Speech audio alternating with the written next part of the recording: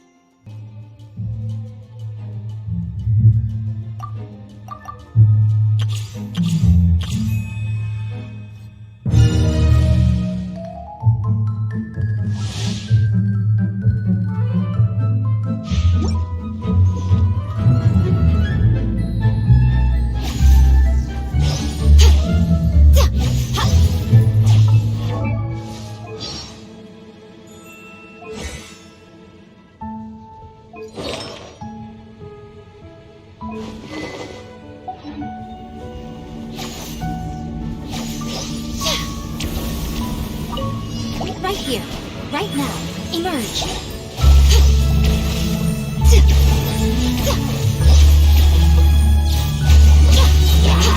I'm always watching. Right here. Right now.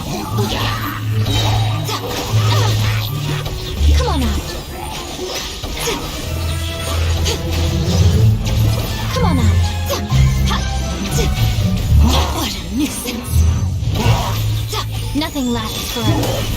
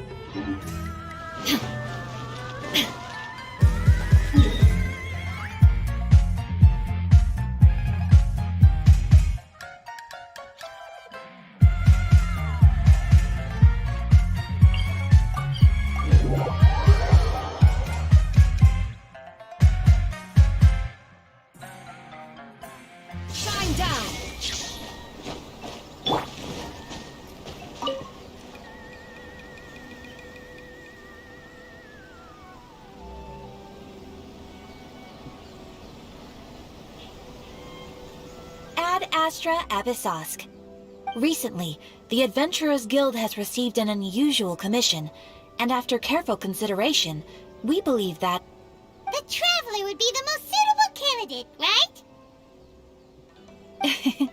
Indeed, as ever. I will spare the pleasantries then.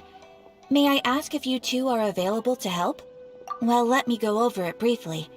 Our client for this job is the Yashiro Commission.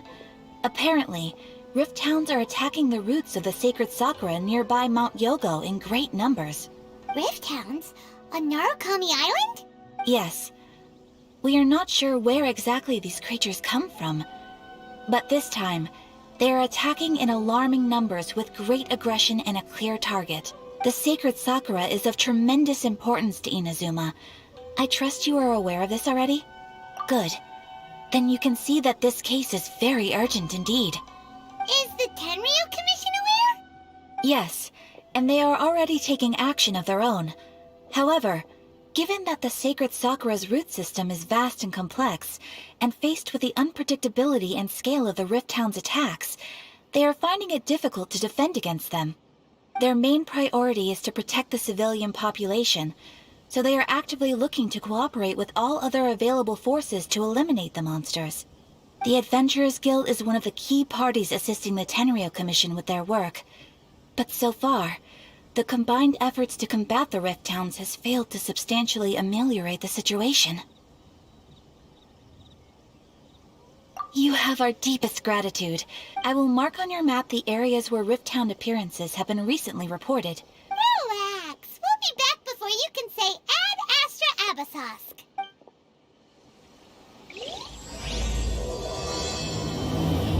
Why do new explorers make the same mistake? Sacred Sakura's in danger again, huh?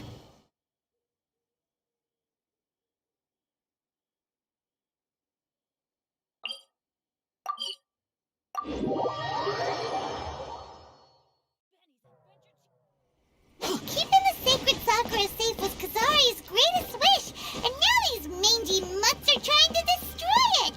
Time to teach him a lesson!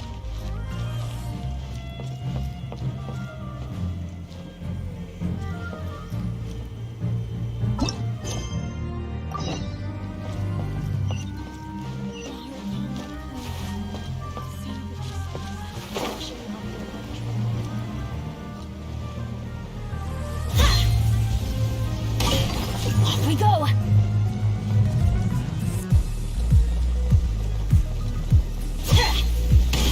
They're attacking the sacred Sakura! Stop them!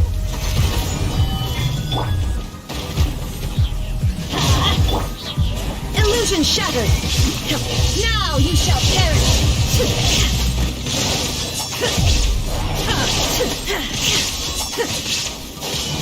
There is no escape! Shudder! Blood of frost!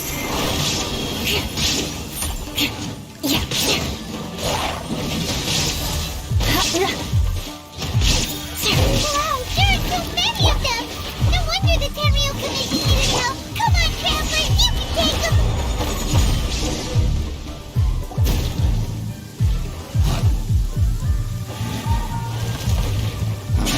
Torn to oblivion!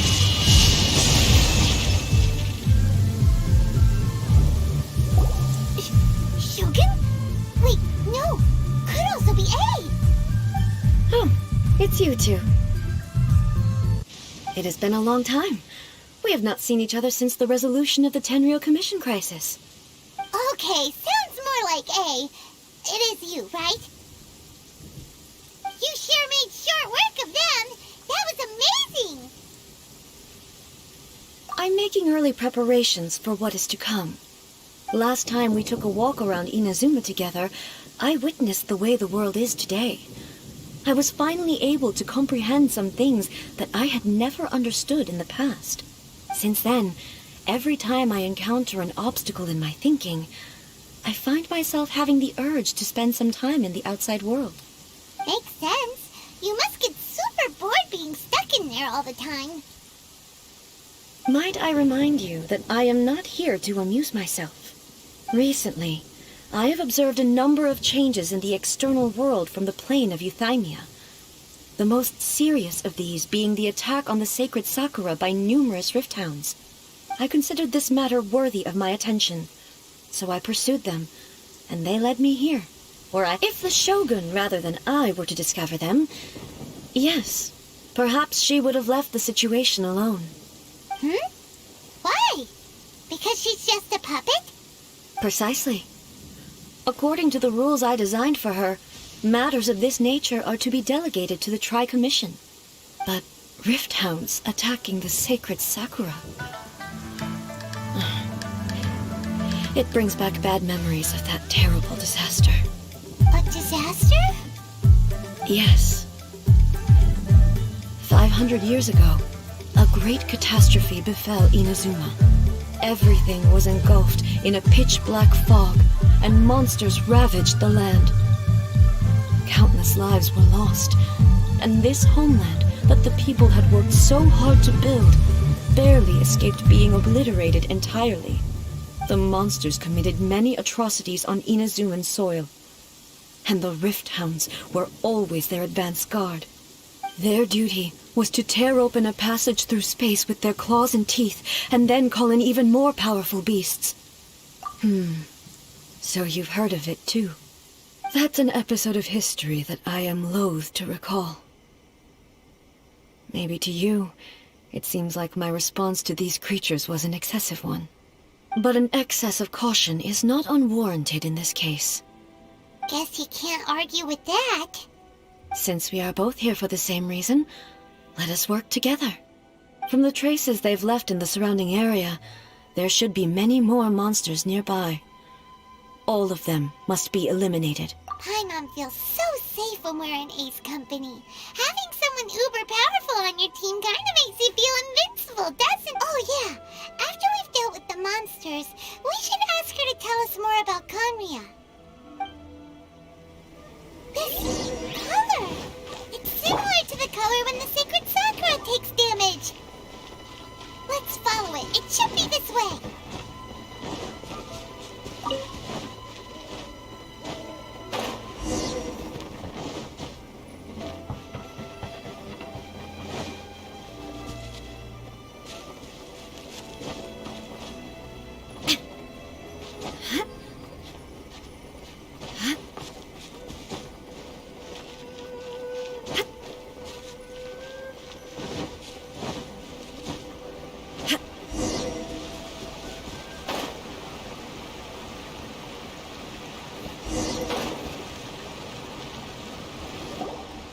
We are lucky. The damage is not too serious. The Yashiro Commission will be able to nurse the root system back to health. This stuff that's flowing out, is it sap or something? And how come it's glowing? Huh?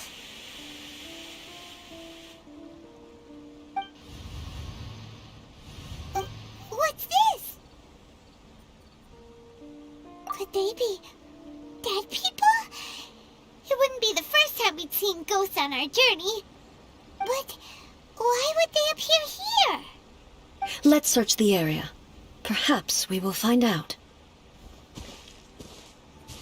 I can't go on like this. Not when the other troops are counting on me. What happened here? Could you tell us? Who are you? What are you doing here? Run quick while you still can! The monsters will be back. And once you're in their sights, I'm telling you that we will defend Inazuma until our dying breath. You don't know? Inazuma is engulfed in darkness. Beasts and horrifying monsters are everywhere. They're merciless, ferocious, and they will devour everything in their path. Every last trace of humanity's existence, I tell you. They'll devour it all. But look, none of that seems to be going on around here. Not right now, but they'll be back. Look, get out of here. Now! There's no time left. The almighty Shogun is gone. So is Kitsune Saigu. There is no one left to rely on but ourselves. I don't know how long we can hold out for. But if we abandon our hope, then we've got nothing left at all. Don't worry, I'm right here. It's... the Shogun? You're back! Please, we beg you. You have to help us. You have to save Inazuma. Only the glow of your supreme lightning can dispel this terrible darkness. Please, or the whole of Inazuma will be reduced to a hunting ground for the beasts. Calm down. The war you speak of is over. Over? But what do you mean? Shogun? Look around you. The grass grows green and lush, and a soft breeze blows. This is Inazuma at peace, as you will no doubt remember. There are no monsters, nor is there anything else here that could threaten your life. What? But how? Just moments ago, they were everywhere. I saw them tear my comrade to shreds with my own eyes. Hey, calm down. Everything's fine now. Huh. I think I understand. Almighty Shogun, you saved Inazuma. Yes, we were right to place our trust in the Almighty Shogun. As long as the Shogun is with us, Inazuma will last for an eternity. Thank you, Your Excellency. Thank you, thank you. What's wrong with him? He's gone. Paimon can't even begin to understand what that was all about. But somehow, Paimon feels all sad and hopeless. If I am not mistaken, what we just saw was a samurai's memory that was buried in the land. The sacred sakura can absorb and purify the filth in the ley lines. After the Rift Hounds attacked, some of this filth leaked out through the cracks in the trunk and formed a physical entity. An entity formed with strong filth would be highly aggressive. But when purified, it presents in the form of a memory. Purified filth quickly dissipates and will be absorbed by the ley lines shortly afterwards.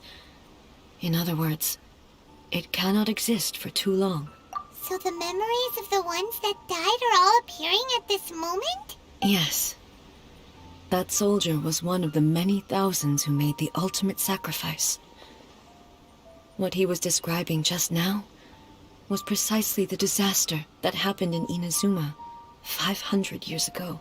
Yes, Inazuma was facing many great crises at that time. Some were local in origin, while others came from the now fallen kingdom of Kanria. The disaster in Inazuma caused me great concern. I felt that I had to step in before it was too late, otherwise it would spread to all of Teyvat. But my friend, Kitsune Saiku, reassured me that I had nothing to worry about. She would shoulder the responsibility of protecting Inazuma and mobilize all forces at her disposal to combat the threat. I could tell that, although neither of us acknowledged it, we both knew that the road ahead would likely end in tragedy. So, Inazuma was attacked at the same time as when the disaster happened in Kanria? Indeed. Countless monsters suddenly appeared throughout all of Inazuma. In the end, Kitsune Saigu sacrificed her life to protect the people. I never had the chance to see her one last time. But I would like to believe that she kept her promise to me until the very last. But even then, Inazuma was left more devastated than we could have ever imagined. Those terrible tragedies left great wounds that are still felt to this day, both on the land itself and in my heart. Hey! Yes. For the longest time, I couldn't bring myself to face the pain of that loss. All my martial might was in vain. Though I could conquer Tatarigami and vanquish monsters, I was helpless against the ravages of time, powerless to keep the ones I cherished alive.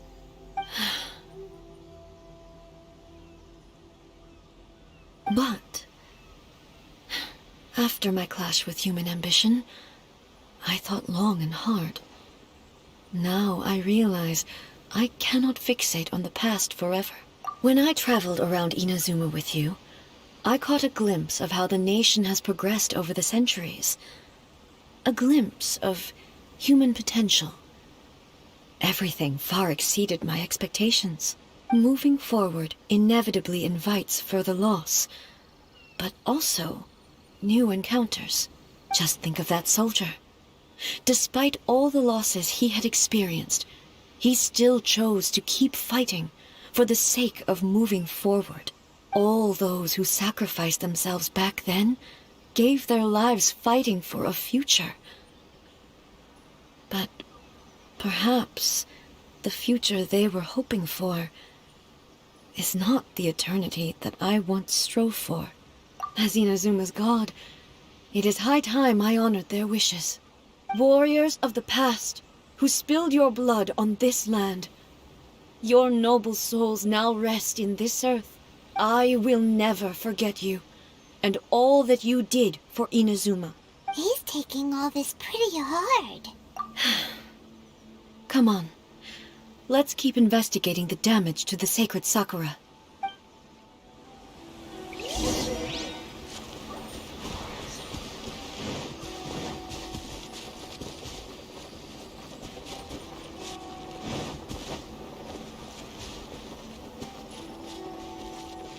As expected, there are a load of Rift Hounds here too!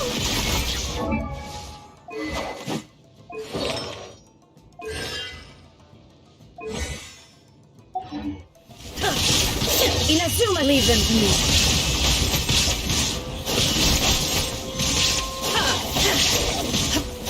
Shine down.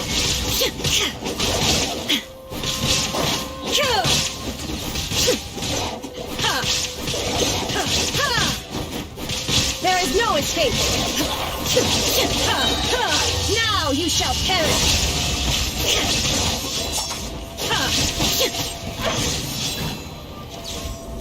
Illusion shattered!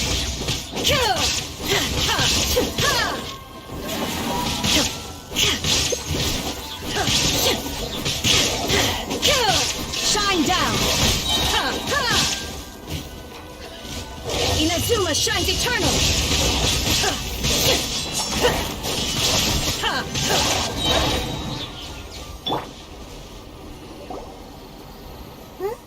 Something seems wrong with A. Why would you ask that? Well, usually you'd pull out your sword and swish! Vaporize them all in one go! No?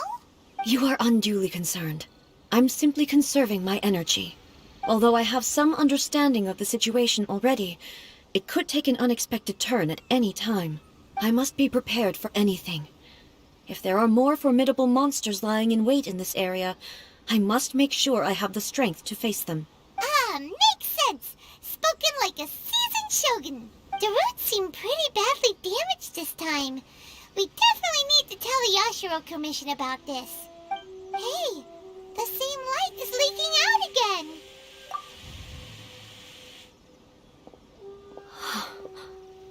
Furuyama? Is that you? Almighty Shogun, what brings you back so soon? I thought you were off fighting a battle in a distant land. Fighting a battle in a distant land? Sounds like this guy's talking about 500 years ago, too. Allow me to introduce Furuyama.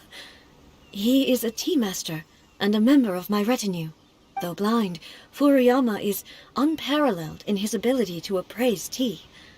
He brews some of the very finest tea in all of Inazuma. Your Excellency, you shower me with praise undeserved. I have simply had the good fortune to be in Your Excellency's presence long enough to become acquainted with all the skills that are required of me. It sounds like the Almighty Shogun has brought a guest. I'm afraid I'm unable to serve you any respectable refreshments on account of the current situation. But please, sit and rest. After all, it's quite a mess out there. What should we do? Oh, yeah. Sheesh. There's monsters everywhere out there. It's pitch black and loads of people have been injured. I see. So, they have fought their way this far already. Most of the residents in this neighborhood have already escaped. They wanted to take me with them, but it seemed rather pointless to me. So, I decided to stay And now the almighty Shogun is here, I have even less reason to run away. Imagine if this was something that even the almighty Shogun was powerless to resolve. Where could I possibly run to then? People flee out of a desire to live on, and the desire to live on stems from a feeling of having unfinished business in life. But me, I have no such thoughts, and I have no regrets. The almighty Shogun often speaks to me about her dreams over tea. Just listening to her stories. I've been blind for many years, but her vivid descriptions took me on a splendid journey to all the most beautiful places in Inazuma. Over time, I've come to understand her mindset. Quite the romantic at heart, a true dreamer. One thing she always says is, good things don't last forever. Everything changes, fades, disappears completely over the passage of time.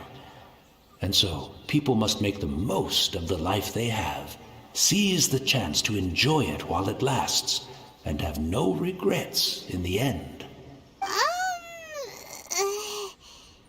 So you see, as bleak as things may be now, I have experienced countless wonderful things in life, and have no reason not to be satisfied.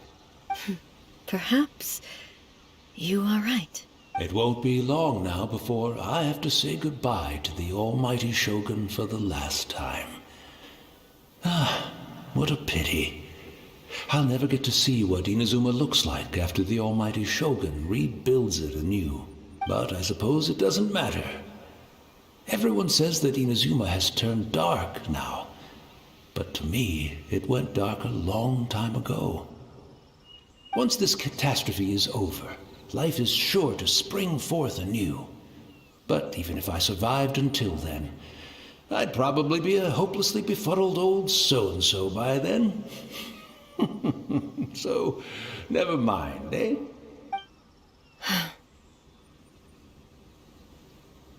Oh, goodness me. Speaking of befuddled, look at me rambling away to my heart's content and forgetting to serve the tea. The almighty Shogun comes to visit and I don't have the tea ready. A truly egregious loss of decorum. One moment, I'll just... Where in the world is the tea set? I hope the others didn't smash it to smithereens in their hasty departure. Can't see a tea set anywhere around here. Really? But it's always been right by my side. Goodness gracious, what a fool I'm making of myself. I couldn't possibly have my guests fetch it themselves. That would be most discourteous indeed. Don't worry about it. Take a rest. We'll be back right away. Almighty Shogun, you're not going too, are you? No. Your humble servant implores you, not with the war raging outside.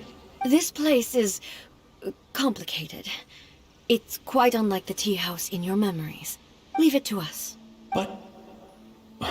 well, okay. I never thought I'd see the day that I need the almighty Shogun to personally collect my tea set for me. I can't decide whether it's a final regret or a final stroke of good fortune. Where should we go to find a tea set?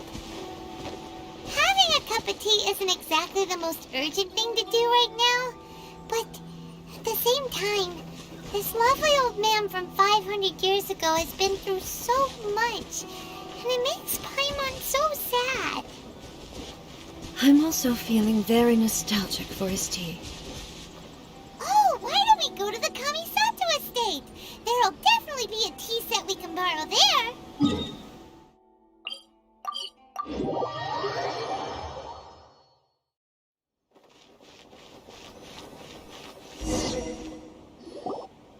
It's the Traveler. And the almighty Shogun. How might I be of assistance, Your Excellency? I wish to borrow a tea set from the Yashiro Commission. Oh, sure. I'll fetch that for you right away. Please step into the courtyard and have a rest, almighty Shogun. Oh, and I'll inform my lord about your visit immediately. And the tea set. I'll bring that here as soon as it's ready. Be at ease. I'm not here to see Commissioner Kamisato. Actually, I'd prefer to spend this time chatting with the Traveler. Please, fetch the tea set at your convenience. No. I am your humble servant. I daren't think of my own convenience when the almighty Shogun graces me with her presence. I'll deal with it right away. Well, it's not often we have the chance to chat. I'm sure you must have a lot of questions. Right. Paimon wanted to ask that too. The almighty Shogun that he described didn't sound anything like you at all. I seldom had the time to drink tea. Any free time I had was spent practicing martial arts. So, in the vast majority of cases, the one he made tea for was the former Electro Archon, who was also my sister, Raiden Makoto. He may well have had an inkling about there being two Raiden Shoguns, but he always acted as if he was completely unaware of it. The philosophy of life that he shared with us just now, that was Makoto's view on reality. She always saw things that way. You and Makoto had pretty different views, huh? Indeed we did. It was the biggest difference between us. In her eyes, the most precious things in this world were dreams. The yearning for a better future held by living beings. They are similar, but not identical. When you came charging into the plane of Euthymia, I saw human aspirations light up the sky far above in the form of countless stars. This somewhat shook me. Now, it seems like she was right, while I took the wayward path. Wow. There sure was a lot going on beneath the surface. Makoto saw a bigger picture than I did. In her view, a dream is more imaginary, more abstract than an ambition. An ambition is a yearning for something material, or a concrete outcome. It is finite in nature, and will be replaced by a new ambition in due course. Makoto was more concerned with the force that drives humans to constantly generate new ambitions in the first place. It is something innate, rooted in instinct. That's, quite a lot to take in. To put it simply, Makoto wasn't concerned about outcomes. I didn't understand at the time. How can we say that we are maintaining eternity when things are constantly moving forward and evolving? I suppose what it comes down to is the definition of eternity she set out with. Yes, it does. I always thought that she must have grasped some elusive, arcane wisdom to arrive at the conclusions she did. But in the last analysis, Makoto's philosophy was, on the surface at least, an elegantly simple one. Notwithstanding that it was also the more prudent choice, based on a more mature, far-sighted outlook. Do you feel you're starting to understand her better now? You have already witnessed my previous views on eternity, but now I no longer cling to what was lost. I suppose that means our differences have been reconciled. Almighty Shogun, I found a tea set. This one in particular should be fit for your Excellency's use. It's quite beautiful. Thank you. You are too kind. A humble servant such as I does not deserve the gratitude of the Almighty Shogun. It's all good, sir. She's actually pretty chill. Let us return. We ought not keep Furuyama waiting too long.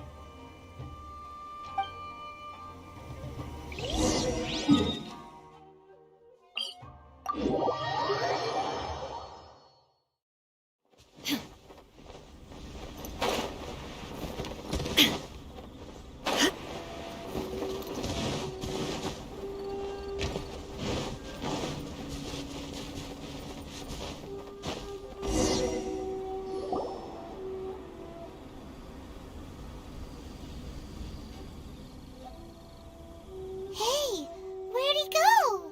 He wouldn't have gone looking for a tea set himself, would he? Or perhaps the ley lines did not have the power to sustain him for very long, as was the case with the memory we saw earlier. So we won't get to drink his tea? We didn't even have a chance to say goodbye. The information held in the ley lines is complex and disorderly. The fact that we were able to meet him to begin with was a miracle of fate.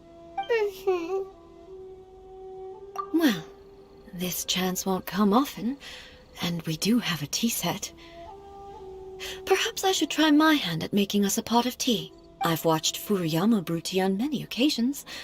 I doubt I should have any major problems doing it myself. The tea is ready. Please give it a try. So many thoughts were racing through my head as I was brewing it. I'm not sure how to explain it. You're right. But the things we've seen today have brought back many memories for me. I've been reminded of many people, too. Kitsune Saigu, Makoto, and all the other friends who I watched pass even further back. Back at the Yashiro Commission, I kept the conversation reasonably light-hearted. But now, I'd like to broach a heavier topic, if I may. The events of 500 years ago not only robbed me of my friend, Kitsune Saigu, they also took Makoto away from me, for good. She died in that disaster too? Yes. She went to Conria alone, without telling me. Unlike me, Makoto was no martial artist. Whenever similar crises had arisen in the past, I was always the one to face them in her stead. But this time, the circumstances were so grave that Makoto had no choice but to leave me behind. Or perhaps it was more that she went ahead of me, put herself in front of me, so that I would remain... Yes. It was too late. I arrived only in time to hear her dying breath. She had already lapsed into unconsciousness by that point, so all I could do was enter into her mind. As far as you're concerned, it would be somewhere similar to the plane of Euthymia. It was there that we bid each other a final farewell. I cried bitterly. Even in those final moments, I couldn't understand her actions. Why did she go to Conria first, and not I? Why did she keep me in the dark about it? Was it to shield me? It was there and then that I resolved to pursue eternity. As a testament to that decision, I saved her realm of consciousness just before it collapsed completely, and brought it back to Inazuma. That's quite a story. When I returned to Inazuma, I was shocked to find that a great sakura tree had appeared on Mount Yogo. The tree that you know as the sacred sakura. That's exactly what everyone back then told me as well. That it had existed since time immemorial. They were so matter-of-fact about it, and couldn't at all understand what I was so surprised about. No one questioned it, and yet its presence contrasted so starkly with the area as I remembered it. It seemed as if I was the only one to have noticed it appear suddenly out of thin air. In the end, I simply had to accept that it was a miraculous effect of Makoto's consciousness. With the help of the sacred Sakura's power, I was finally able to overcome the monsters and quell the disaster in Inazuma. This is all really hard to understand. Kinda beyond Paimon's level. Yes. She had such a great love for this land, and for its people. In this respect, I still do not compare to her. I once told myself that I would never speak of these events again. Facing the fact that she is gone is unbearably painful. But even the tea that is most bitter to the tongue, once swallowed, leaves some sweetness in the throat. And it's time I came to terms with it all. Oh, while we're on the topic, since you experienced that battle in person... Brother? I had heard that you were looking for your family. You mean to say that he was somehow involved in the Conria disaster? Based on what we've learned so far, it seems so, yeah. I'm sorry. I wasn't there for the whole thing. By the time I arrived, the worst of the fighting was already over. And also, my mind was consumed entirely with the plight of Inazuma and the fate of those closest to me. So, I am afraid I can't help you. Oh, well, that's a shame. But it can't be helped, I guess. Boy, both of you have experienced great tragedy. With this last cup of tea, let us honor the Tea Master's memory. Thank you, Destiny, for giving us the chance to meet again. We should go. Let's keep following the traces. Very well. Based on my investigation so far, I believe this next pack of monsters should be the last.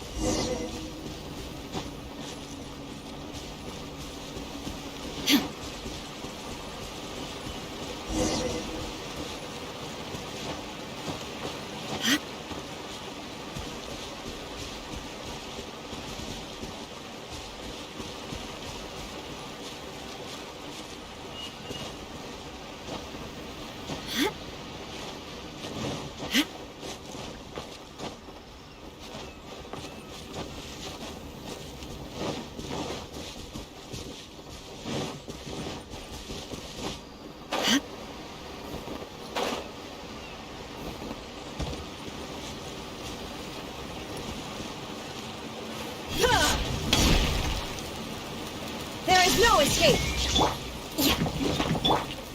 Stabilize! Order guide you!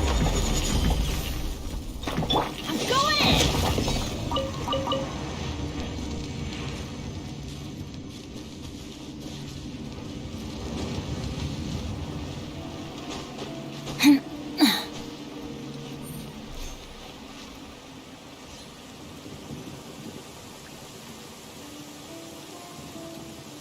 It always rains when I go on an adventure.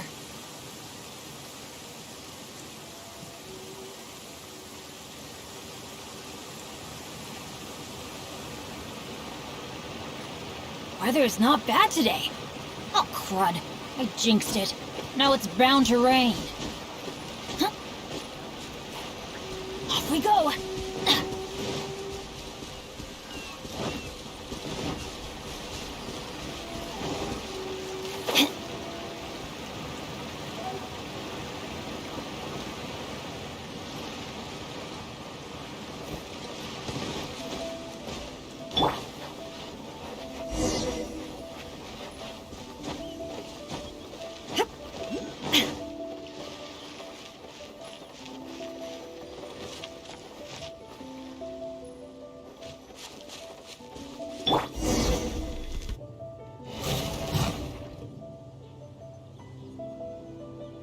Once again, please leave them to me. Hey! Are you sure you're all right? You're scaring us! Fear not. Fighting is what I do best. Shine down!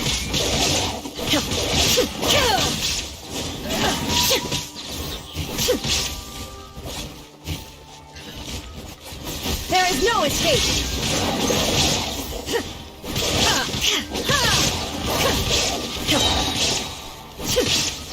Now you shall perish!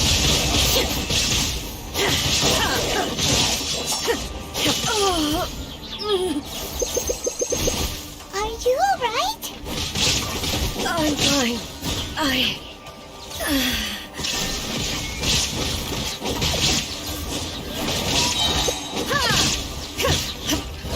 Torn to oblivion!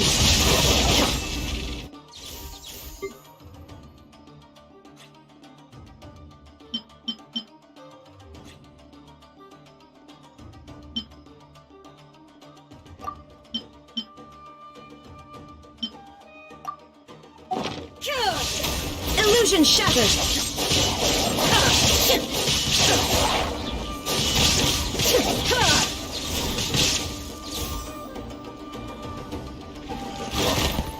There is no escape!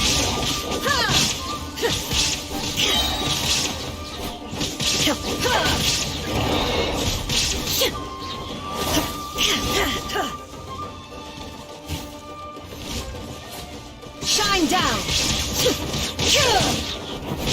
Now you shall perish!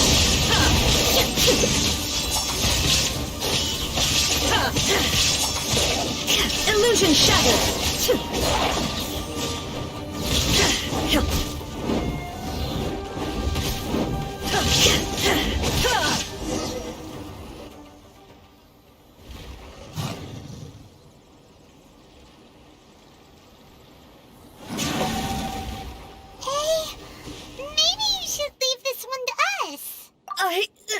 My apologies. Don't worry about it. Just take a breather and get your strength back. We'll deal with the mon...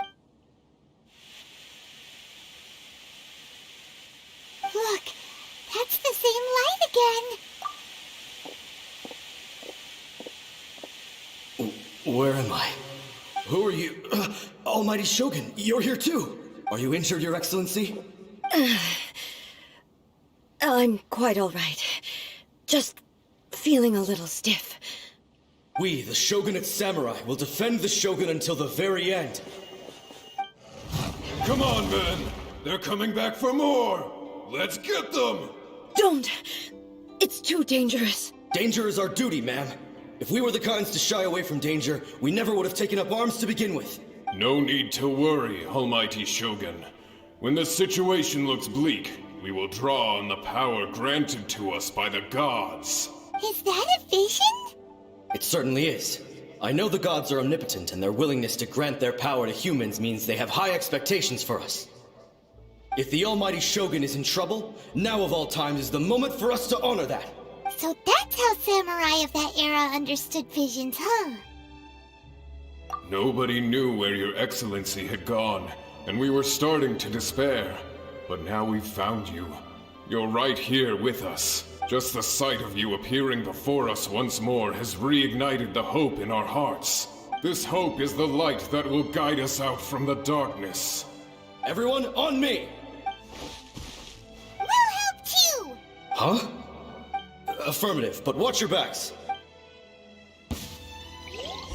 Protect the Almighty Shogun!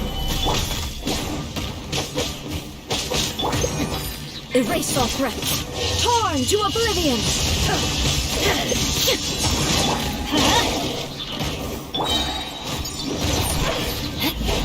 Crush! More speed. Beg for mercy. Freeze to the core.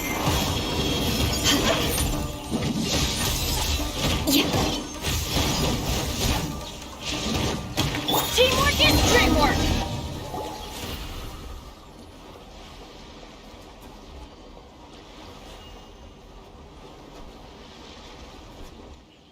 It seems like their attacks are finally over. I've never fought so fiercely before. Thank you all. Are you okay? Maybe you should keep resting. I'm fine. I feel much better already. You fought phenomenally. It was truly awe-inspiring. The monsters will definitely come back. And when they do, it'll be more than a few Rift Hounds this time.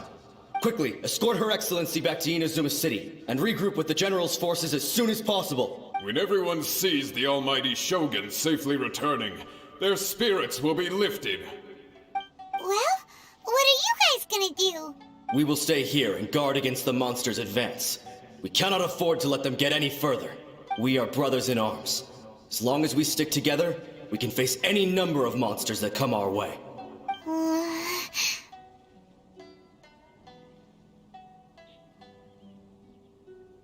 Just leave it to us. Fighting is what we do best. But the almighty Shogun is the only one of us with the power to change the present state of affairs. Only Her Excellency can turn back the tide of despair and lead us onward into the future. No matter what kind of threat faces Inazuma, we will always place our faith in the almighty Shogun. Oh, thank you all very much. I promise you that I will create a bright future for Inazuma. I should not have left it this late to make this promise. But from this moment forth, know that I shall be true to my word. Don't worry, Your Excellency. We will never doubt your word as long as we live. With you leading us, we will claim back everything that Inazuma has lost. Glory to the Shogun! Glory to the Shogun! They're gone. It was both. The people's sacrifice has always caused me immense pain. But in dwelling on the tragedy, I overlooked their splendor. The grief blinded me to how brightly they shone in their final moments. The result being that in the centuries since their sacrifice, I have dishonored their will. You could take the view that whatever I say to them is meaningless, because they are but disembodied memories held in the ley lines. But even so, they are due a resolution. I owe it to them, and to all the people who have placed their faith in me to date. Well, Paimon thinks that even if it's a few hundred years later, you're doing right by them now, and that's what counts. Thank you for your comforting words. But this is my basic duty as Inazuma's Archon, and I have neglected it for far too long. I used to think just like that samurai, that I was first and foremost a warrior, and my only duty was to face whatever challenge came my way. But what Inazuma needs more than a warrior is someone like Makoto. Even though I am utterly unlike Makoto, and can never become the person she was, I still need to do the things that she would have done. Yes, they are. They are strong and resilient, and have much to be proud of. As the Raiden Shogun they revere, I should not be the one to hold them back. Well said. Sounds to Paimon like you figured things out. Change will come to Inazuma, and with it, new possibilities. This will take time, but eventually, the future will bring healing to the scars of the past. No matter how long it takes, I am committed to bringing this to fruition. This is my promise. Now that we've dealt with the Rift Hounds, this matter is halfway resolved. It does not appear that the threat will escalate for the time being. I will leave the Tenryo and Yashiro commissions to handle the follow-up work, such as investigating the origins of this incident and tending to the root system. Alrighty then, let's move on. He looks calm on the outside, but Paimon bets her emotions must be all over the place right now, huh? She seems to have changed a lot since we last met her. Huh? What's wrong, eh? Come on, keep up! What's going on? Are you feeling unwell again?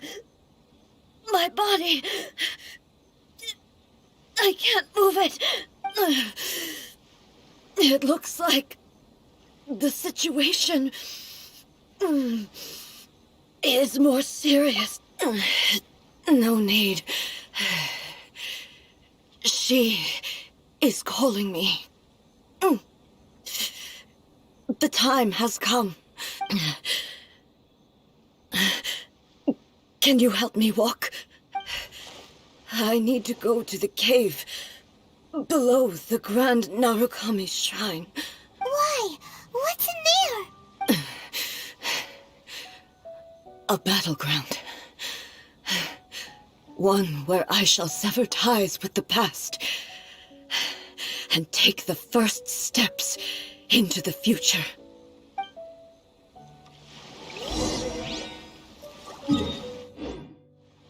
Adventure time!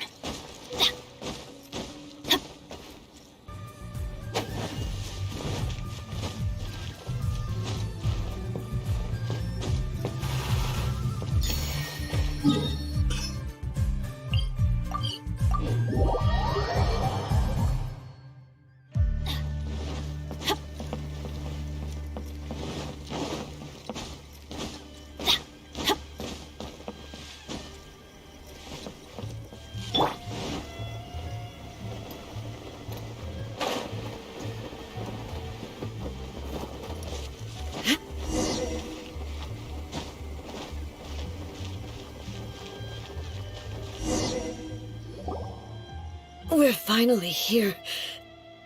The entrance should be nearby.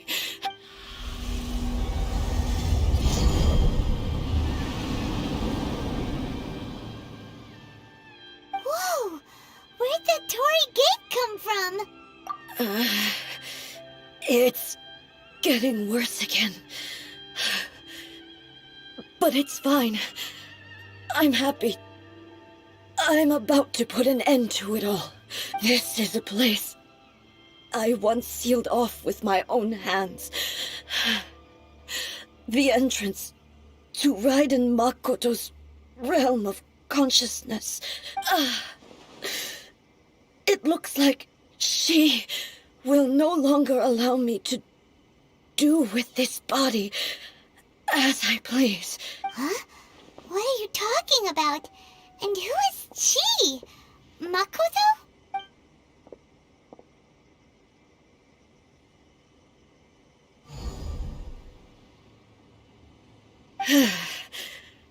Follow me. Where do we go?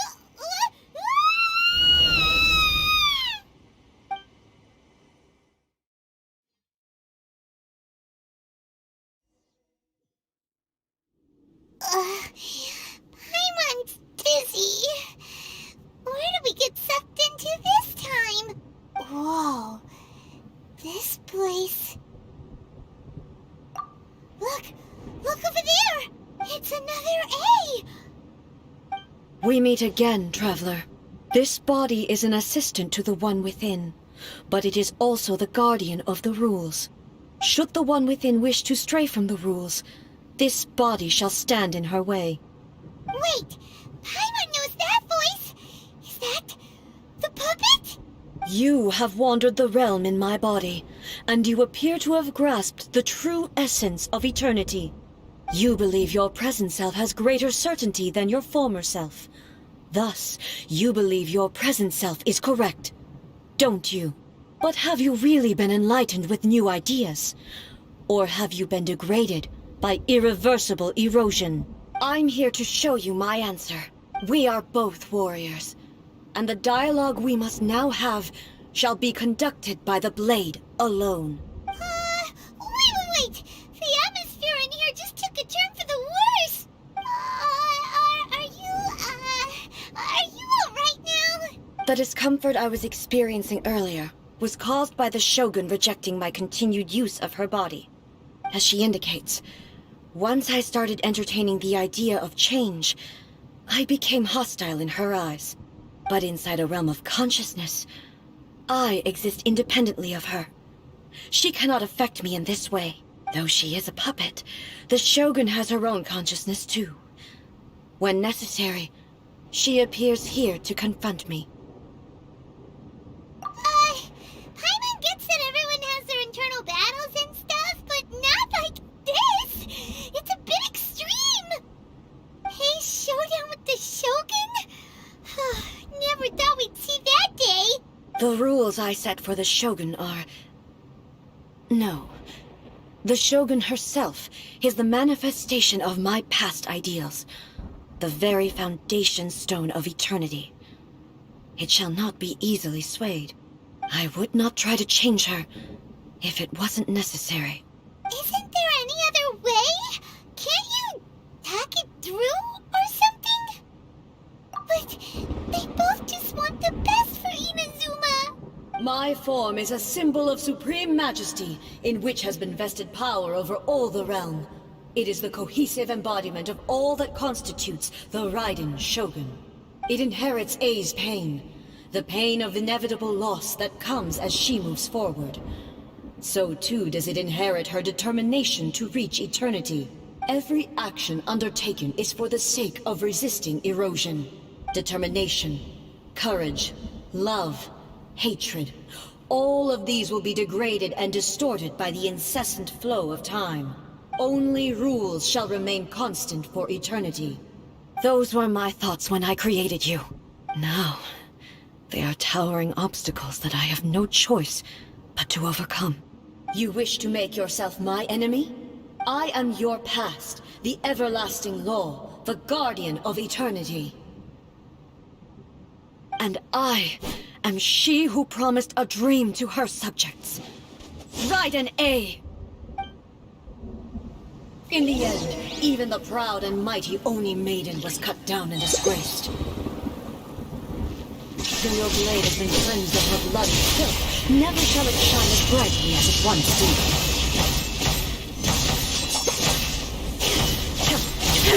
There is no escape!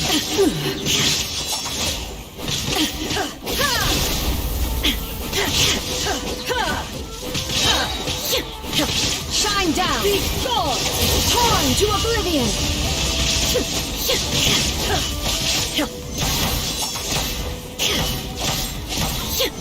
There is no escape!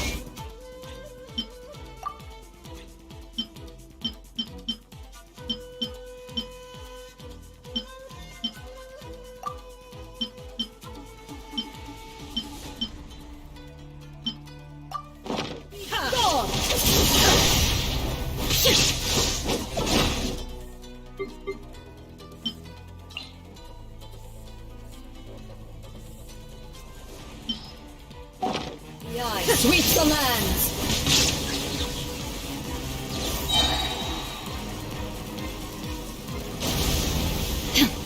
Shine down! Evasion is futile.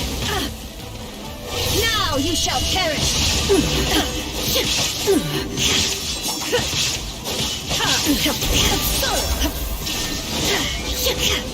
Lightning falls on the land of eternity.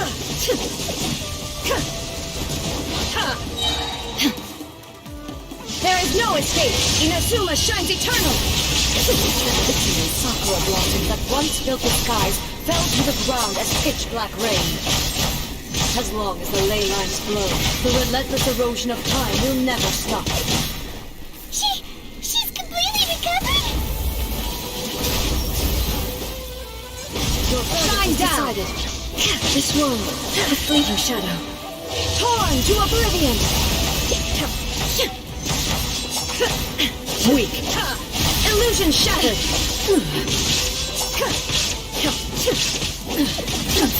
Insult. This world, a fleeting shadow.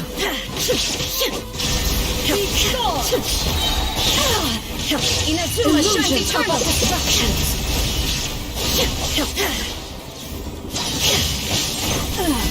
Shattered.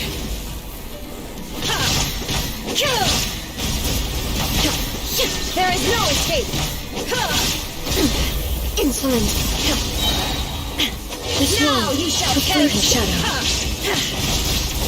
Pathetic!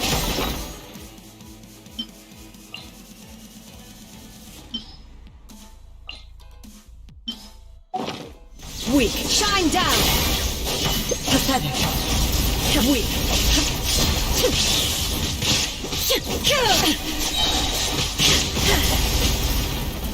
There is no escape! The divine lightning that envelops all of Inazuma will fade silently into the clouds.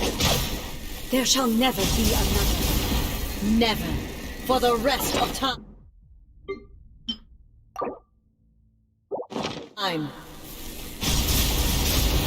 Stillness transcending. Inazuma shines eternal. Shine down. This ends now. Inferior. Strike dead. I shall not fall here.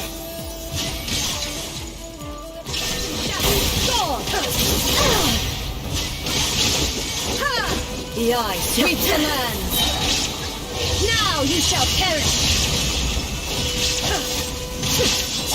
There is no escape.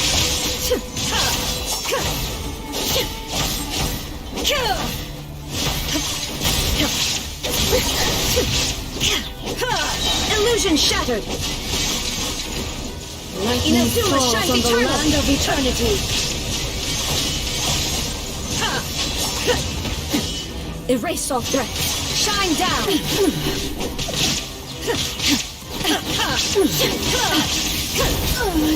Euthymia crumbles before. Have you finally defeated her?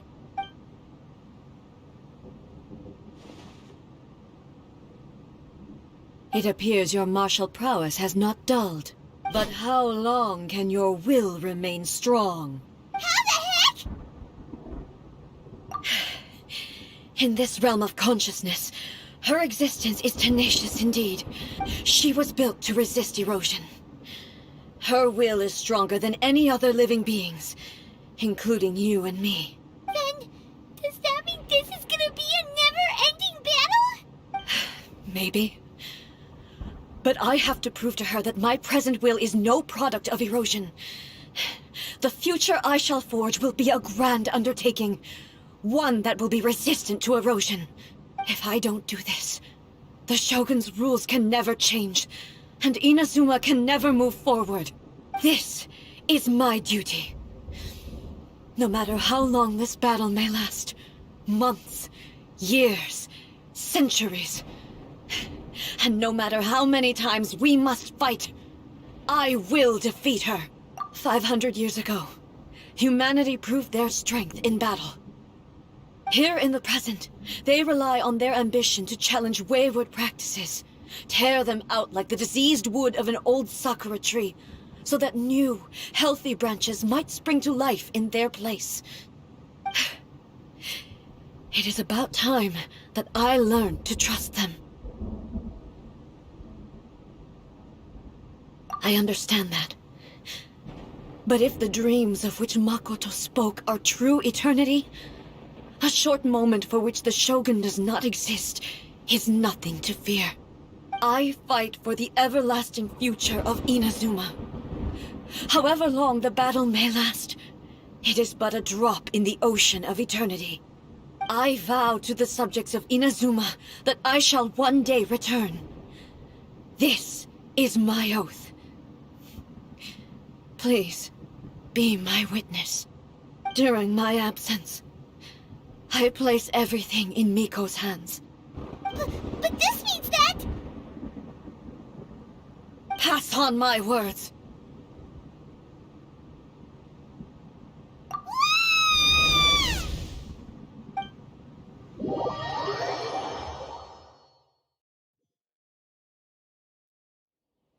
Looks like we got kicked out. Oh, what do we do? Are we really just gonna leave A and the Shogun to keep on duking it out in there forever? She was making sense, and maybe this is the only way to change the Shogun's rules, but still... Right? Also, A can be pretty stubborn at times, and has a history of rushing into difficult situations. What if she gets too obsessed with winning, and she forgets why she's there in the first place? It could happen, and then she might never leave again. Yeah, we should help her out, like we did last time.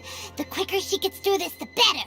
Is there any way we can cut down how long she needs to spend in there? Or, help her win the fight? Well, whatever. We can't let anything bad happen to A while she's in there. Oh, but we also can't get in there anymore. Okay, well, first things first. We gotta find a way back in. Oh, come on, brain juice. Don't feel Paimon now.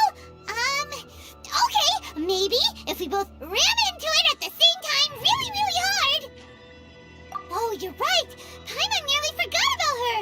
Who knows if she really understands these consciousness realm plane thingies more than we do, but there's no one else we can turn to.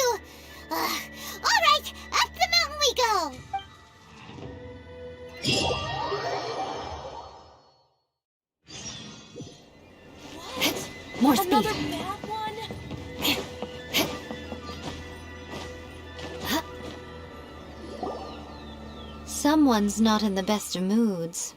Let me guess. You're all tangled up in another situation and need me to unravel it for you. I hope you realize how lucky you are. If it was anyone else, I don't think I'd have the patience to keep greeting them with a smile after the first few times. But you're always smiling. That was a figure of speech, do you understand? Nitpicking my turns of phrase. The sheer audacity. Oh, yeah. Something really big's happened. It's she.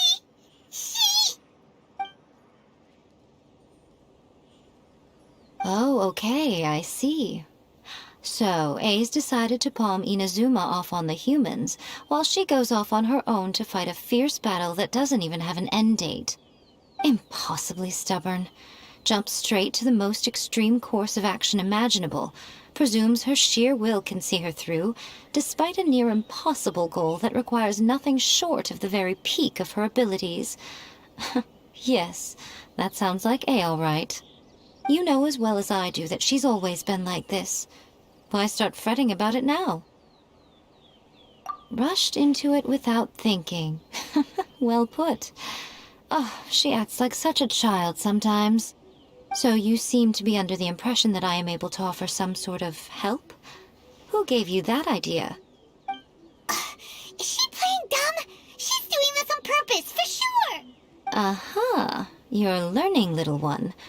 But really, the truth of the matter is that I don't know much more about Raiden Makoto's realm of consciousness than you do.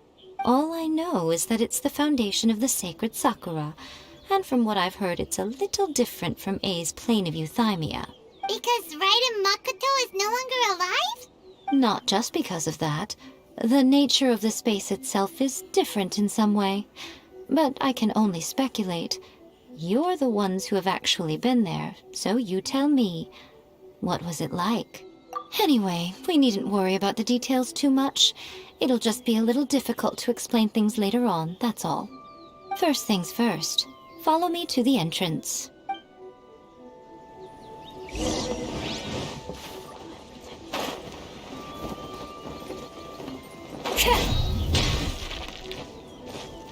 More speed.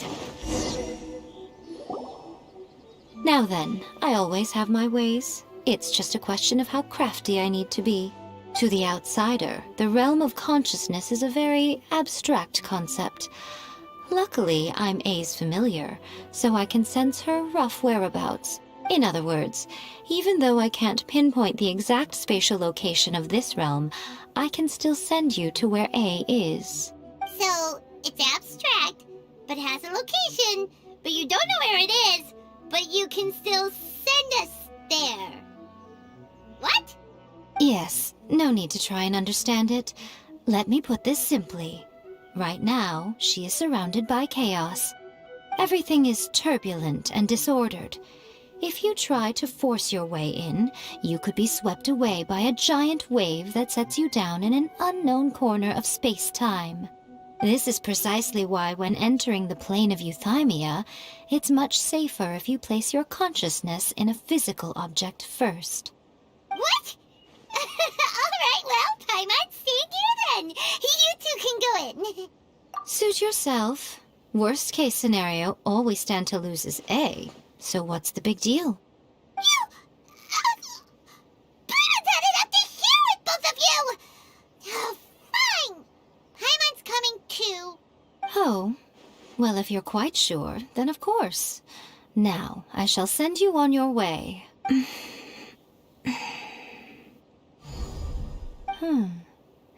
I say. Oh, nothing. It just seems extraordinarily chaotic, that's all. My suspicions have been confirmed. By the way, remember to focus constantly on your heartfelt wishes when you enter inside. Only a strong enough will can prevent you from being swallowed by the giant waves of abstract space. Only if you are strong enough can I deliver you to the right destination. Well then, the door's open. Hop on in. I'll stay outside and provide what stability I can. I'll be ready to respond if anything happens. I'm placing my god in your capable hands. For my sake, and for Inazuma's, please. Bring her back. Miko, you better know what you're doing! That's enough chatter. Get to work.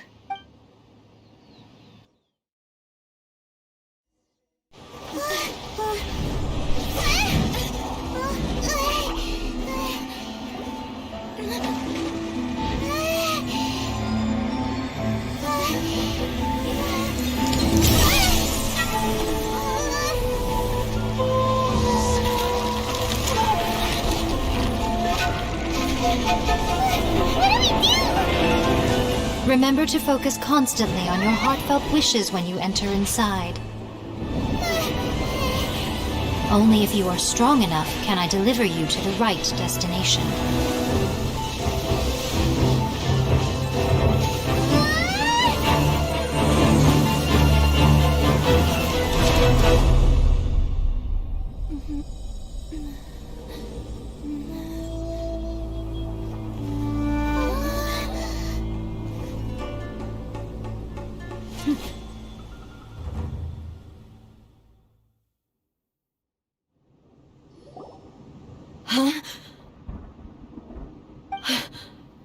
How can this be? You have returned. But how were you able to get back in? And how come you have not changed at all in all these years? This is a duel to remember. It is as if we have returned to the moment when the laws of eternity were first established. Your will today is as strong as it was back then. Over countless battles, not once have you lost, and never have you shown the slightest hesitation. Had I made all enemies of eternity stand against you, you still would not have wavered. For your firm commitment to enforcing the rules, you have my admiration too. You bring honor to the title of Guardian of Eternity. Now these two return once more to this space. An inevitability of fate, perhaps. Then, let this be our final duel. The conclusion to that which began 500 years ago. Final duel? Stand back, traveler. I'm going to be the start of something new.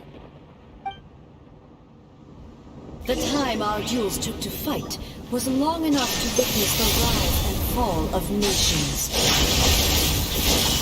The energy they consumed, great enough to vaporize the ocean and turn day into night.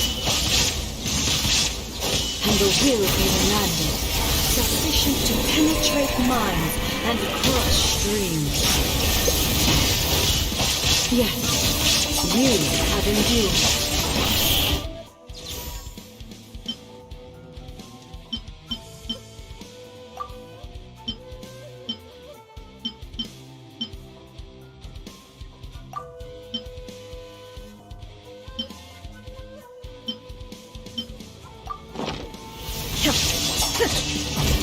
I will endure forever.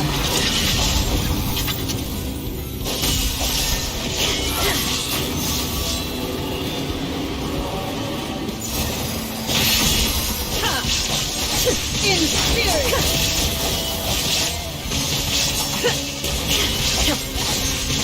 Illusion shattered.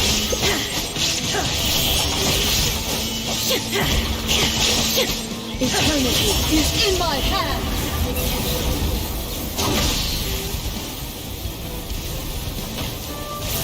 The will I carry within me will never be eroded nor destroyed.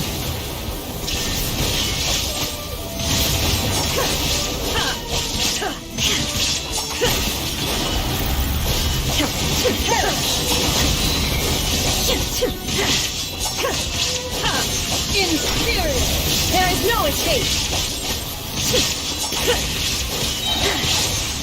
Torn to oblivion. In spirit.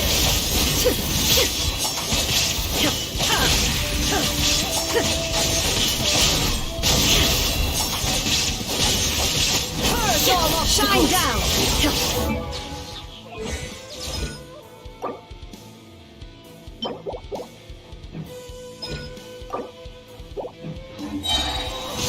In spirit, now he shall perish.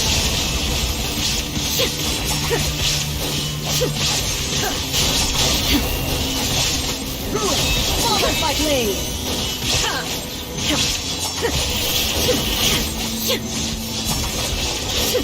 Witness the final calamity!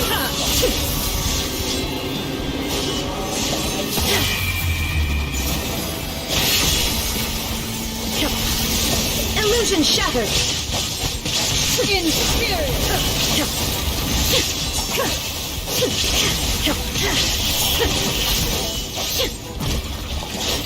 Eternity shine down in my hand!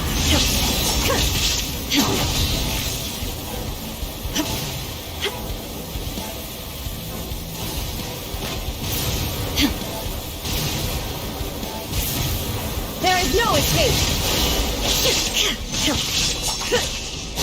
Inferior!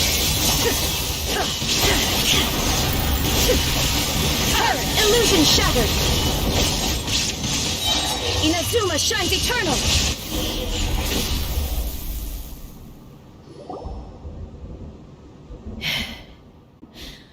But it seems my belief was baseless, and I underestimated your spirit. But a will that cannot be eroded has no way to embrace the future. You need not worry about the future. And you aren't alone. I know your power more than anyone else. Had I relied upon my strength alone, I would have lost this duel for sure. Yet, my reason for fighting redefined my martial prowess and redrew my limits. I now carry the gaze of the myriad of expectant eyes that look to the light in the heavens. And whenever I think of this, I feel something stirring within Musou Ishin. The blade that I inherited from Makoto seems to be trying to guide me, to encourage me. I noticed it also. Just now in the heat of battle, it seemed to unleash a new and unfamiliar power. This power is beyond the limits of my understanding. This blade belonged to Makoto. Perhaps it can only respond to me with its full power when I truly understand and believe in her. When I clasped Musou Ishin in my hands, I had the feeling that she was by my side once again. It was at once a familiar feeling and a strange one. Makoto barely wielded a blade in her life, and yet her blade brings me closer to her. You have my approval. Your present will is not the product of erosion. I shall no longer stop you from attempting to modify the rules. From this day forth, this body will remain your assistant. I won't design any more rules that can never be changed. You used to represent my past, but from today onward, you are me. Makoto never saw me as a fearless weapon. Likewise, I should not regard you as a mere tool. You truly have changed. I suppose this is what humans call growth. I understand. I shall become your shadow, just as you were once Makoto's shadow. The duties I perform will not change, but as a warrior, I look forward to the chance to fight like this again in the future. Do you say this because you have not yet reconciled yourself with your defeat? It was simply a new experience for me. One that is worth reliving. Have you finished fighting then? Like, for real this time?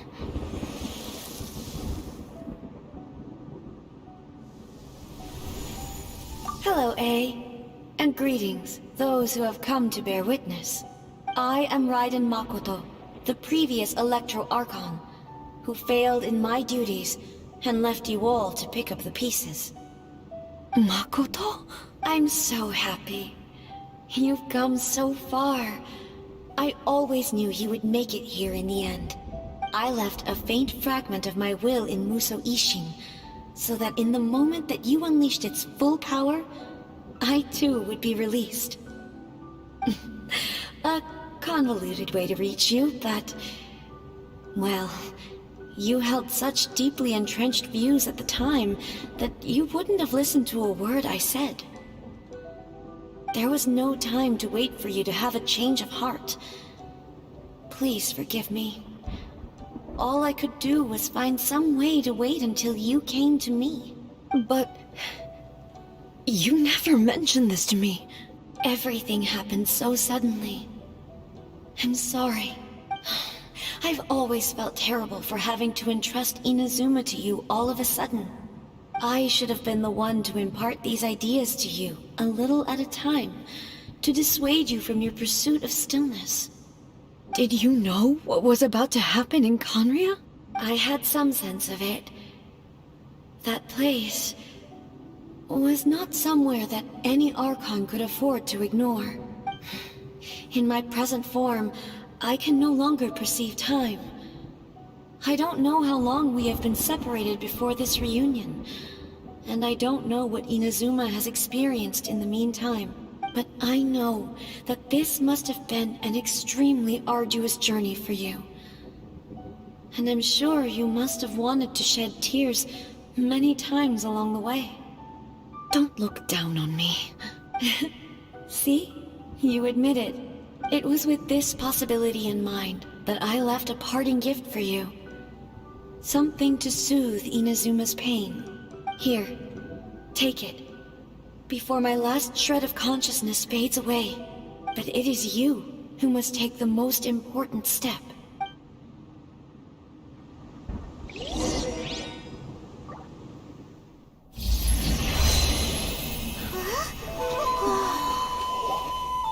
The light turned into a seed? The miracle tree that blesses the people, in this moment new to the world and yet to be known.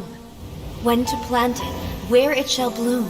She who brings it into being must let her heart and dreams decide. Grant it life, eh? Is it really?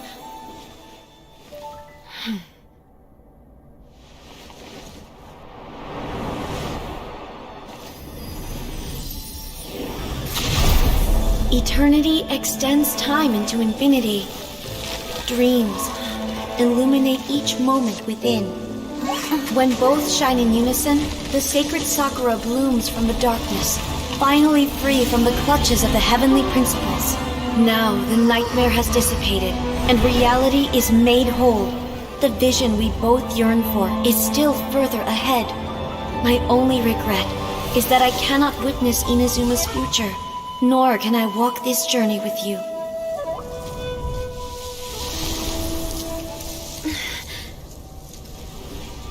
Do you know, I am so happy right now, because my final wish has now come true. Your polearm once protected me from countless calamities. For this, I've always felt indebted to you. Though I could never repay you in full, this sacred Sakura will buy you some time until you are ready to awaken and embrace the new. What do you think? Did it do the trick? This time, it really is goodbye, eh?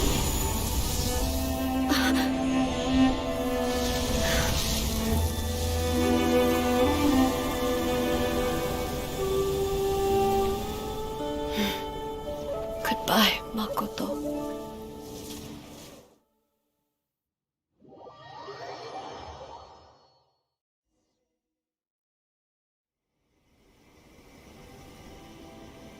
So the A of the present planted the sacred Sakura in the realm of consciousness, and it took root in the Inazuma of the past.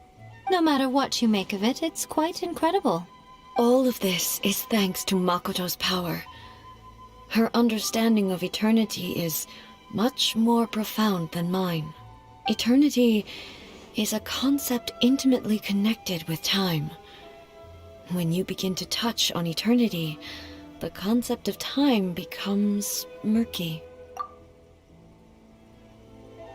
A place where time is meaningless and cannot be understood with ordinary logic. So that was the turbulence I was sensing. Perhaps that is the reason why you were able to return precisely to this point in time without any problems. And yet, That sense of disorderliness has now completely disappeared. I don't fully understand yet.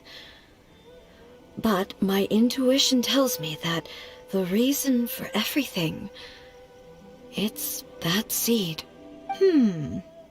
Well, I'm not convinced that it was Makoto's power alone. I know what you mean. Perhaps Makoto got a higher power involved in all of this. But whatever the explanation, her solution is what saved us all.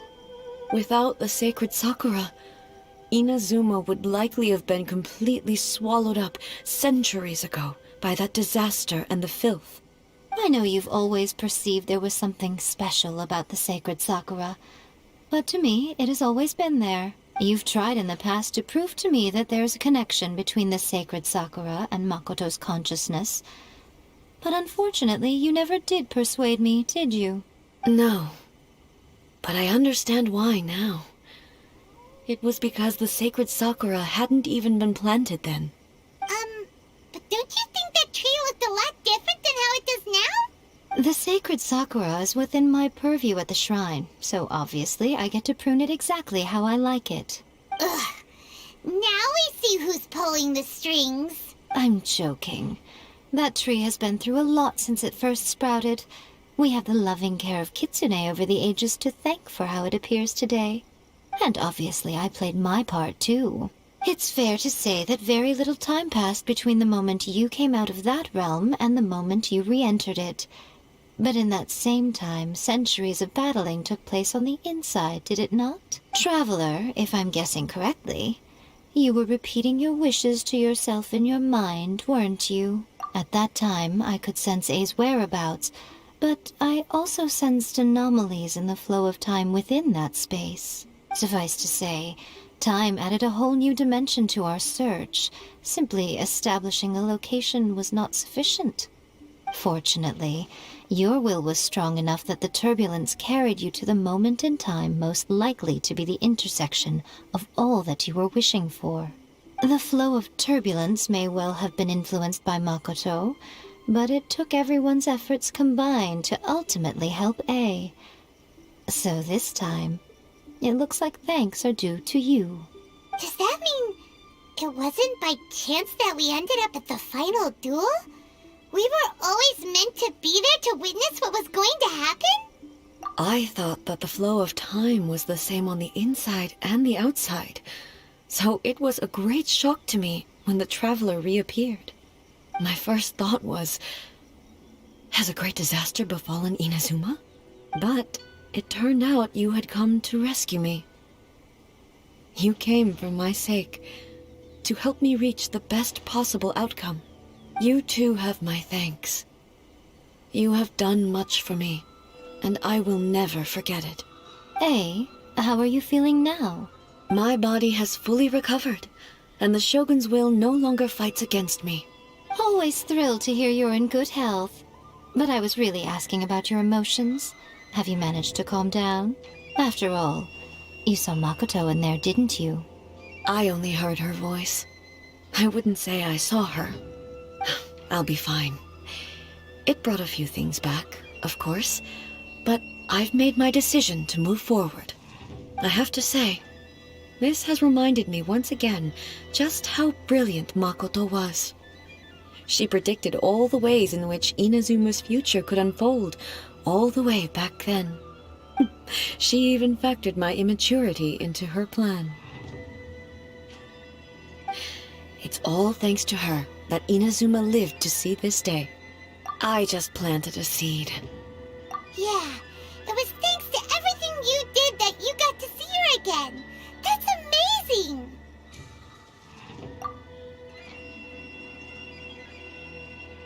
Thank you. Today, at long last, you and Inazuma finally emerge from the shadows cast by the events of centuries past. Makoto and you are Inazuma's past and future, and both are indispensable. It's rare to hear such comforting words from you. I graciously accept them. Oh, come on. You only think it's rare because you never used to listen to a word I say. Makoto said the exact same thing! Great minds think alike, hmm? I wonder, does that qualify me to, maybe, take the position of Shogun for a couple of days? Actually, no. Forget that.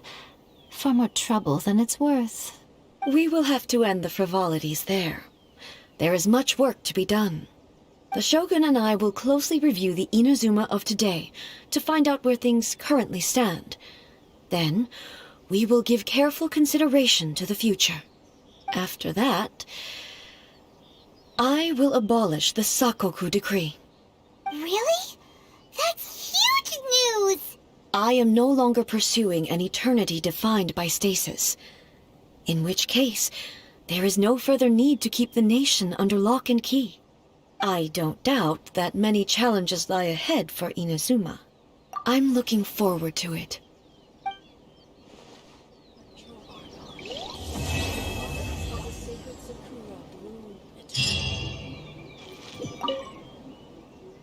Many challenges still lie ahead for Inazuma, but I am prepared for them. Abolishing the Sakoku decree has a myriad of implications.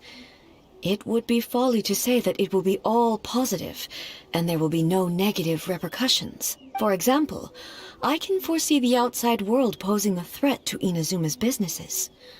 These are the issues that I must work to solve. Hey, you're thinking about this all so conscientiously. I've only got as far as wondering whether I'll be able to sell entrance tickets to the Grand Narukami Shrine in the future. Honestly, Miko, many challenges still lie ahead for Inazuma, but I am prepared for them.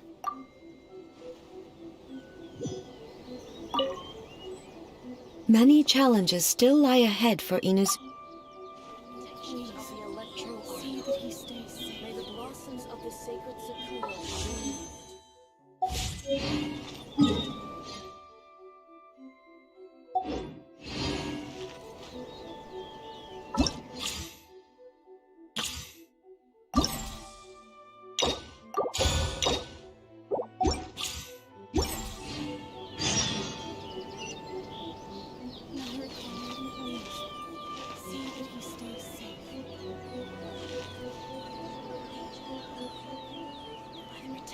Of the Electro Archon. May the blossoms of the sacred Sakura bloom eternally.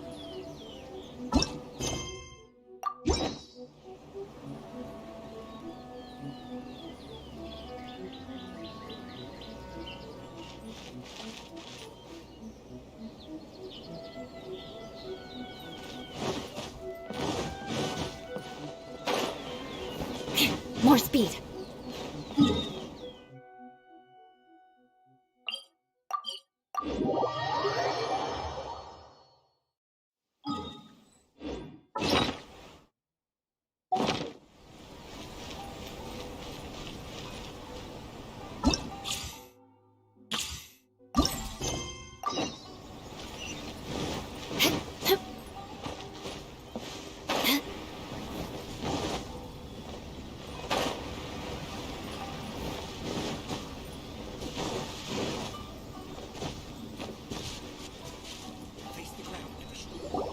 We haven't been to the Yai Publishing House in a while.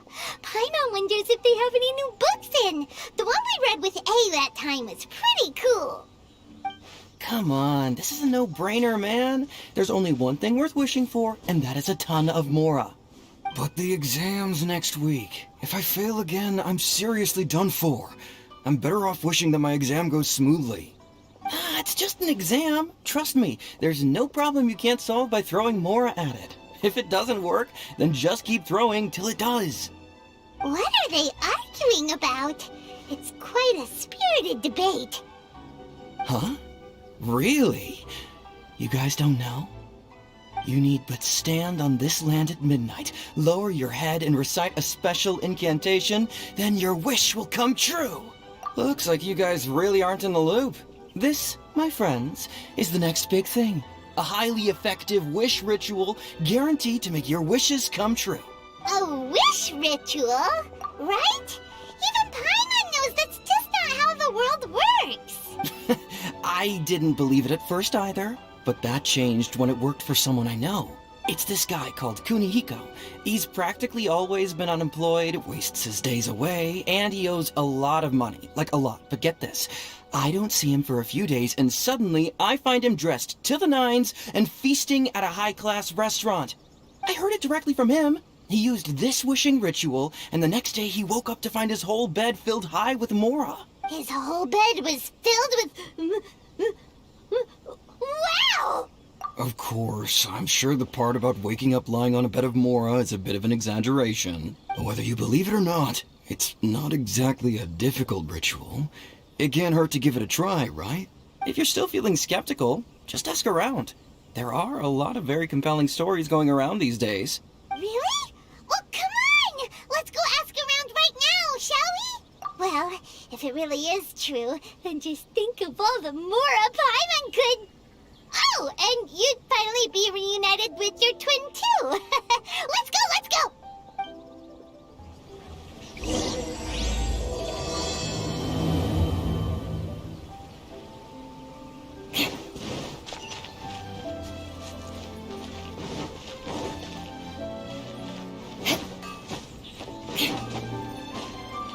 Please speak to President Sum.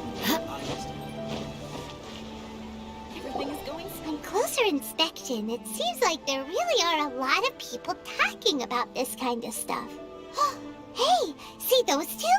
Paimon remembers them from the Publishing house. One's an editor and the other's an author. Grasp the thought in mind. Clear like the light of the moon.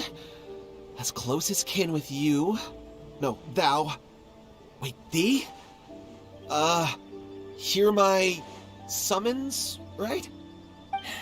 No, it's not hear my summons, it's heed my summons. Heed! You're never going to get it down at this rate. Hey, what are you guys up to? Whoa! Sheesh, you scared me! Okay. Where did I leave off with the incantation again? Incantation? Are you guys trying out this new wishing ritual stuff too? Junkichi is trying it out, to be specific. He's hit a bit of a creativity block recently, so... I'm helping him make a wish so that he can move past it. I mean, I obviously don't. But Junkichi never listens to an outside opinion, so all I can do is go along with it. Mr. Shigeru, can you please be a little more accommodating? This is extremely important to me. People have had all kinds of wishes come true. Become more attractive, get rich quick, ace their studies. I'm just a poor, struggling writer looking to get over a creative hurdle. Is that so much to ask?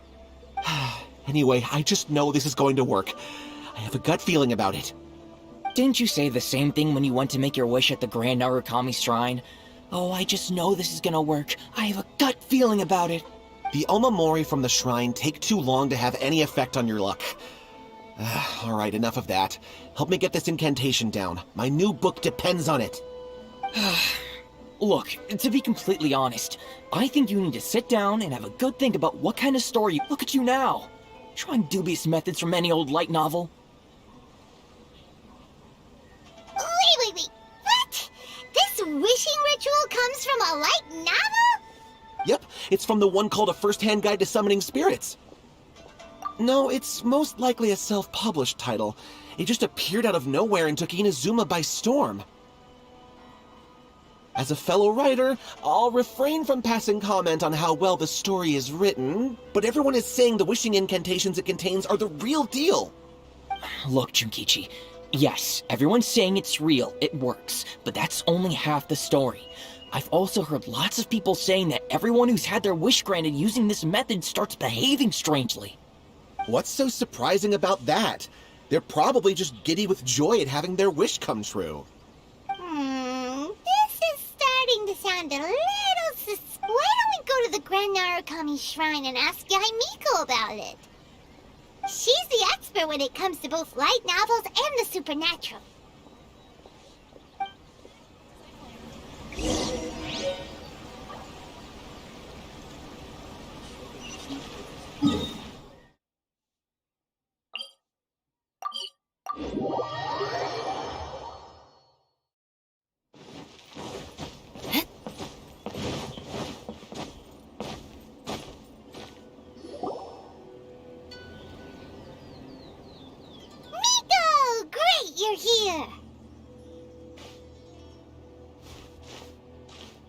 Well, hello there, young ones. What brings you to the shrine? It just so happens that I have a wonderful novel here. I highly recommend it. Oh? Well, what did you want to ask? Well, we were just... actually, you look kind of busy. Is this a bad time? No, not at all. It's nothing major. Lady Guji, what do you mean, nothing major? I'm begging you, you've got to help me save my brother. It really is nothing major. I stand by that. Oh, but since you're so curious, let's have him relate the story one more time, just for you. You two seem to have a good relationship with Guji-ai. Please, put in a good word for me. You have to convince her to help my brother. Here's what happened. My name is Kato Yohei, and my brother is Kato Shingo. All he's ever wanted is to become a swordmaster, so he once asked Sensei Domon of the Meikyo Shisui art to take him on as a disciple. Domon turned him away, took one look at him and said he didn't have what it takes to train in the art of the sword. But my brother wasn't about to resign himself to defeat. He trained every day as hard as he could, and finally proved himself by defeating one of Domon's best disciples in a duel recently. But since his victory, he's been acting extremely strange. It's like he's become a completely different person. The doctors can't find anything wrong with him, so I'm betting it must be the work of an evil spirit. That's why I'm here, begging for Guji-ai's help. You know, there really aren't as many evil spirits lurking around as you seem to think. Your brother achieved the goal he'd been striving toward for as long as he can remember, and now it's gone. If it were me, I'd just leave him be for a couple of days. He'll recover on his own soon enough. No, Lady Guji. If you saw him for yourself, you'd know. I guarantee you, he's not acting like someone who feels empty and lost. Oh, all right. Then tell me, when did your brother spar with Domon's disciple? About 5 days ago. 5 days ago, you say? Yes, Lady Guji. That's a long time for him to be acting up like this. I'm really worried about him. Our greatest wish is to one day found our own school, just like Domon. We can't jeopardize that dream now. Wait a minute, now I'm a little confused.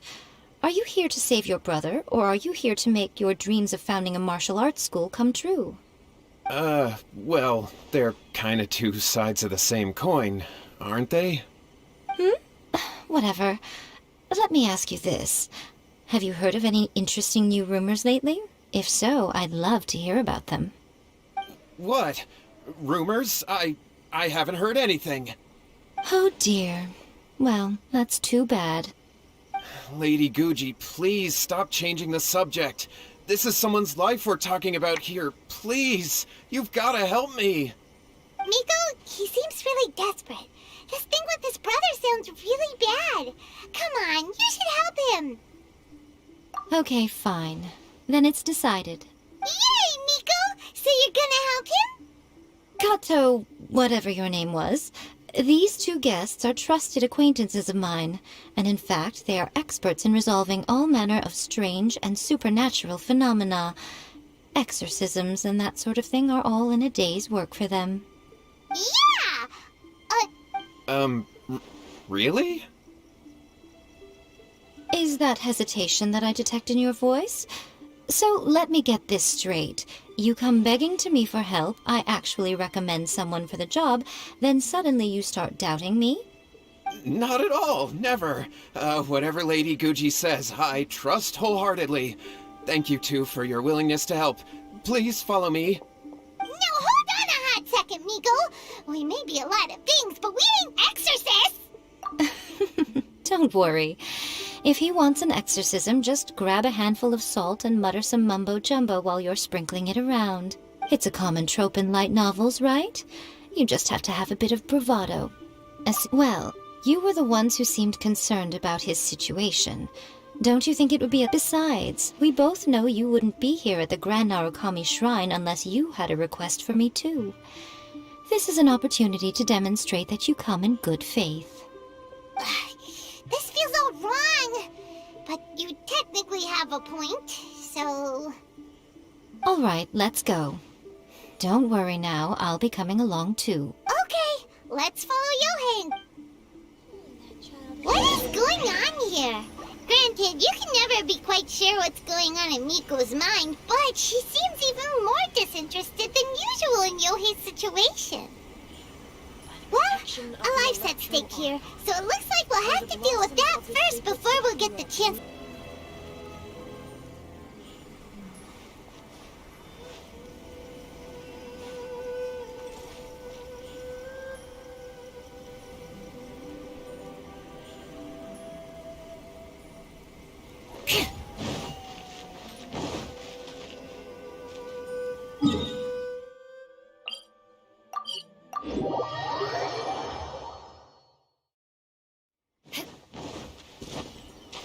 More speed.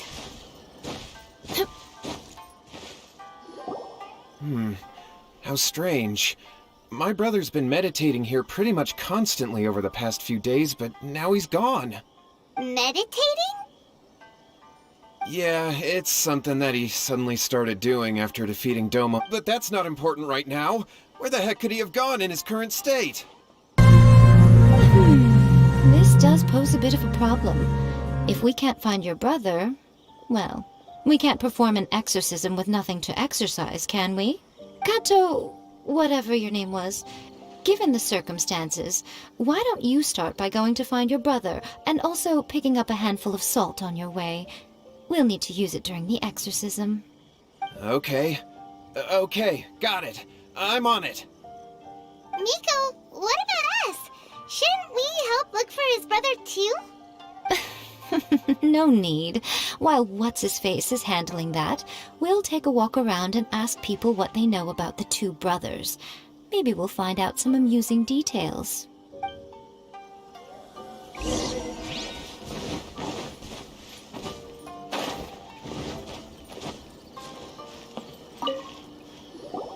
Hello, sir. We'd like to... Oh, are you debt collectors?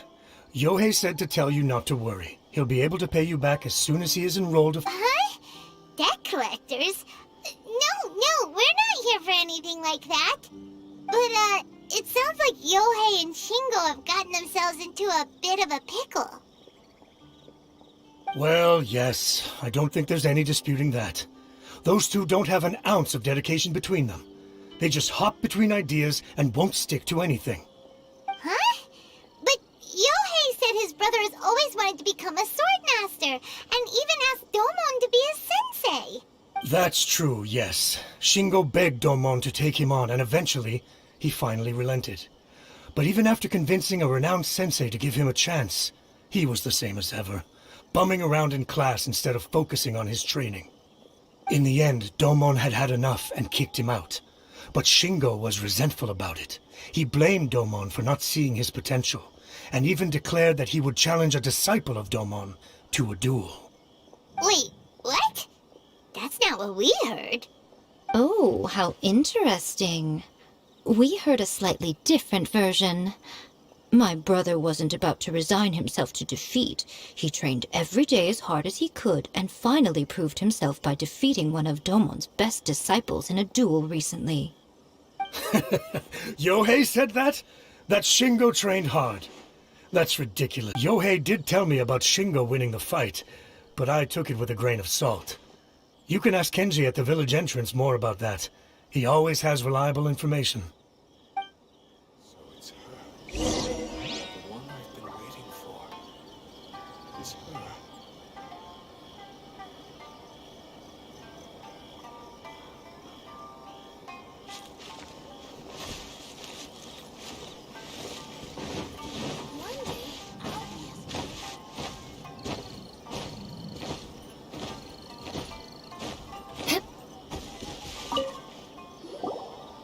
We've come to ask you about the Kato brothers. Oh, you mean Shingo and Yohei? Yeah, we heard that Shingo defeated an apprentice of Domon's recently. Is that true? Yes, it's true. Wait, so are you here because you heard they're starting their own school and you're looking to sign up? We're not here to sign up, but we would like to hear more details about the fight. Oh, you've come to the right person. I actually went to watch it. I thought it was a joke when I first heard that Shingo was going to challenge a disciple of the Meikyo Shisui art. But when he drew his sword, he became a whole different person. The way he handled his blade, it was like flowing water, mesmerizing to watch. Domon's disciple is no pushover, but he was absolutely no match for Shingo. Is Shingo really that strong? Yep, he seemed pretty euphoric after winning the duel, too. He was celebrating very vocally, saying something like, "What a duel. I haven't felt this good in a long time." Any other details to share? We've heard that Shingo has been behaving rather out of character since then. I'd definitely say that he has more energy than he used to. In the past, he never used to do much except lie around sunbathing all day. But just yesterday, for example, I saw him cutting down trees for the village head. In the space of one afternoon, he did what most people couldn't finish in 3 days. Not only that, but he managed to fell a lavender melon tree with just one kick. Oh! Quite impressive. Things got weird after that, though. The village head brought out some tofu for him, and he just flipped out. He shouted, "What is that stuff? Keep that away from me!" and then ran off. Lady Guji, esteemed exorcists. Finally, I found you. I found my brother. He's at the waterfall, and I've got the salt you asked for, too. Come on, let's go! Oh, as much as I'd prefer to stay and hear some more delicious details, I suppose we'd better be going now that he has been found.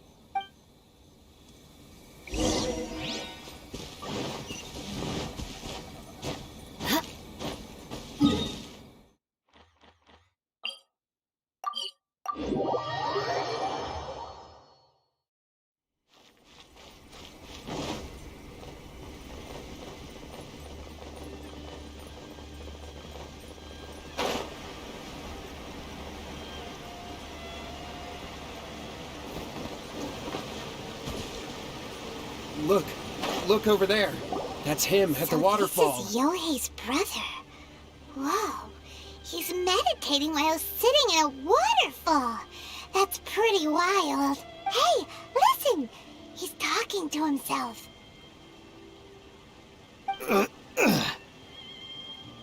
Woo! How's that? Can you feel it? Can you feel the feeling of manliness? Found your own school?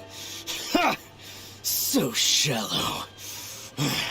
How can a manly man aspire to something so lame? Please, spare me. Spare me. I can't feel the manliness. I can't even feel the cold anymore. I can't take any more. I'm gonna die. Yohei. Yohei! Save me! Save me! Did you hear that? All the nonsense aside, he's going for help! Huh? Who goes there? He stood up! And now he's coming this way! No, don't come any closer! Help! What do we do? Miko, think of something! Oh, poor thing. Yohei, your brother's life is hanging in the balance, and he's using his final breaths to call on you for help. Whatever shall we do?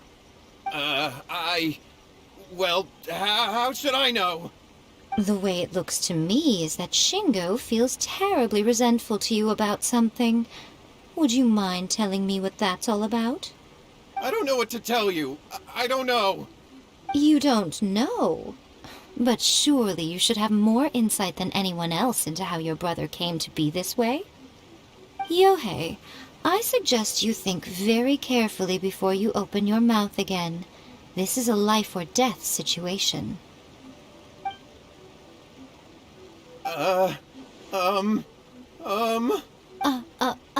Your brother is your closest relative. You must have noticed straight away when he started acting out of character.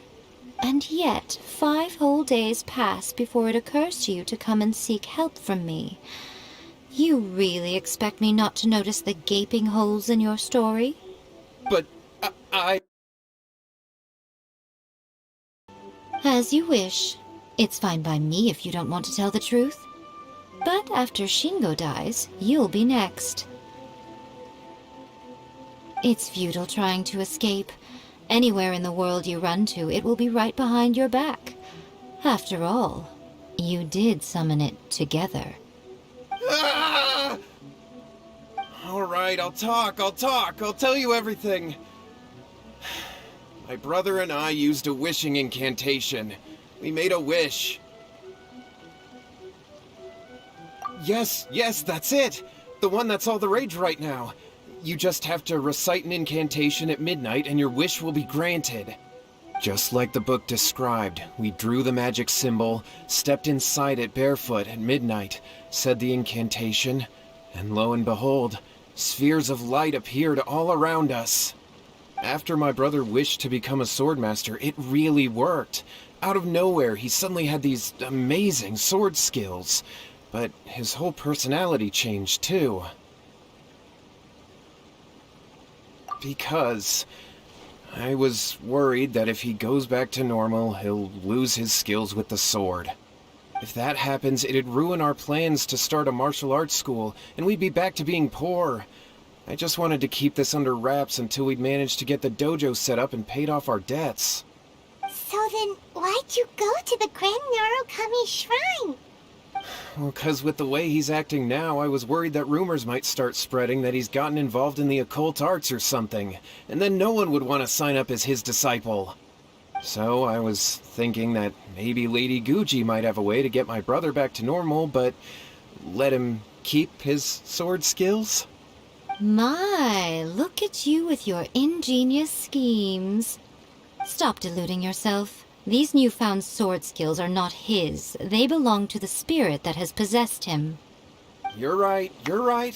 We were wrong to do what we did. We had this coming. All right, then. Your turn now, my little friend. Toss the salt, and then draw your sword.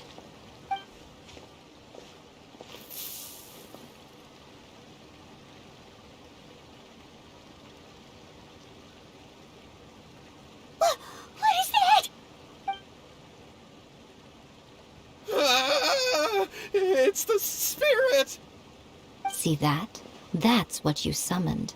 And look, now that Shingo's no use, it's coming straight for you.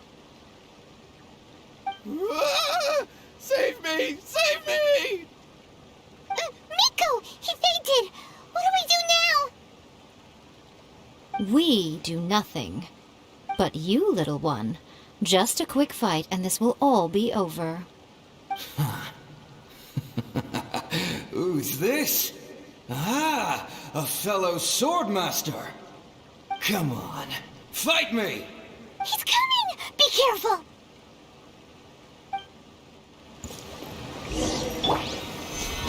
I will have order!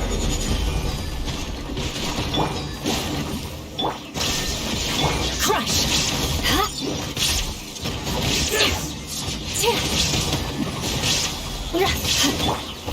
Solidify! Let's light it up! Illusion shattered!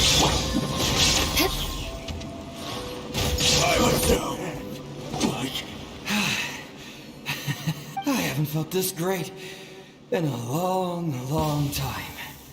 He disappeared! But he looked pretty content at the end there. Huh. Well, Paimon sure is confused. Do you know what that was all about? We can talk about it later. They're about to wake up. What am I doing here?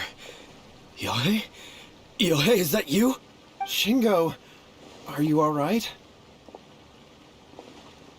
Yohei, I had the weirdest dream. I dreamed that I wasn't a useless loser with a sword anymore.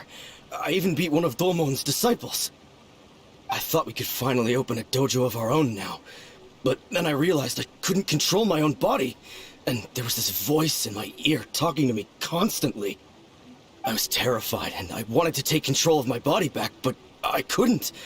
And the voice kept talking about manliness. Shingo, we shouldn't have made that wish. We summoned a spirit and it possessed you. Yes, And had we not come to your rescue, your life would have been over before too much longer. Then the spirit would have haunted your brother until he died of fatigue too. Thank you, Lady Guji, and thank you for your assistance, exorcism experts. All right, take him to get some rest. He's very weak right now, having been possessed for quite a few days. He will experience a high fever, but it won't be fatal. Remember, this is the price you pay. At this point, I would normally lecture you on the dire consequences of using occult methods to obtain power that does not belong to you. But I think you get the picture now, don't you? Yes, we understand now. We won't do it ever again. Thank you, Lady Guji. Thank you, exorcists. We'll be on our way then. Come on, Shingo.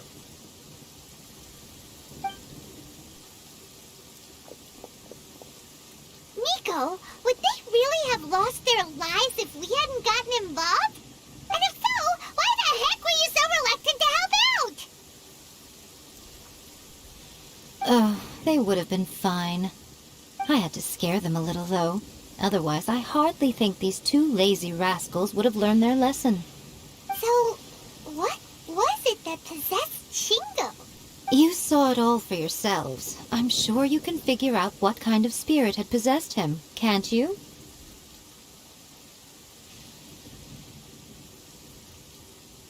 Ah! Paimon's got it! It was an Oni. Correct. Although it possessed Shingo, it didn't have any ill intentions. As a matter of fact, it actually seemed like it was trying to train Shingo to become bolder. Huh. Fair enough. But it seemed like it had the opposite effect. Tossing salt caused it to temporarily leave Shingo's body. Then, you exhausted its strength by fighting it, so it disappeared. Even if we'd done nothing at all, Shingo would have eventually become too weak for his body to host the spirit, and it would have left of its own accord. Of course, it would have been more stressful for Shingo and Yohei that way. Still, the experience may ultimately have been more effective than me scaring them into submission with a little exaggeration. Whew. Well, the main thing is that nobody got hurt.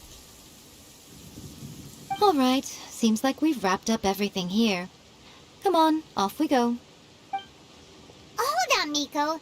You say everything's wrapped up, but are you sure about that? You mean you disagree? Oh, you mean that they got the incantation from that book. Yes, I know the one. Actually, that book's the whole reason we came looking for you at the shrine today. Incantations seem really popular right now. Human beings don't have powers like us yokai. It's quite understandable for them to be interested in incantations to summon the supernatural. That's not the point. The problem is that the incantations in the book are actually capable of summoning spirits and stuff, and loads of people are trying it. Even then, humans only have so much strength. Even if they do successfully summon a spirit with the incantation, it won't stay with them for very long. I really wouldn't fret about it. But who wrote this book, and why? Don't we think there might be a bigger safety risk here?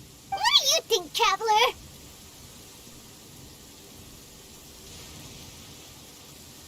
Yeah, Yohei and Shingo may have been fine in the end, but things got pretty scary when Shingo was possessed.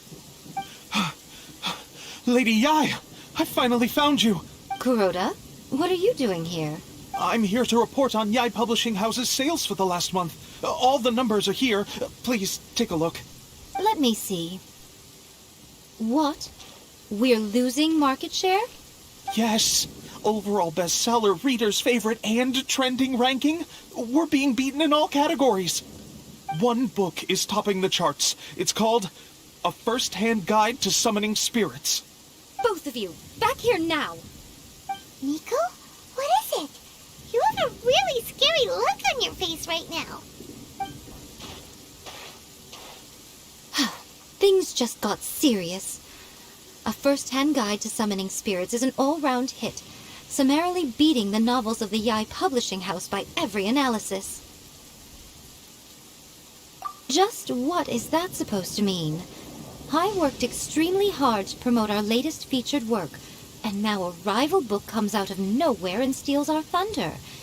If this isn't the very definition of intolerable, I don't know what is. I have to come up with a counterplan, and you are going to help me. Huh? How is this our problem all of a sudden? Paimon, please. Who wrote this book and why? Don't we think there might be a bigger safety risk here? Oh, am I to take it that the of Inazuma isn't so important in your eyes after all? Wait, what just happened? Again, you technically have a point, but... Nothing's wrong, okay? Come on. We're going to war. I'm going to head back and make some preparations. Meet me outside the Yae Publishing House. More speed.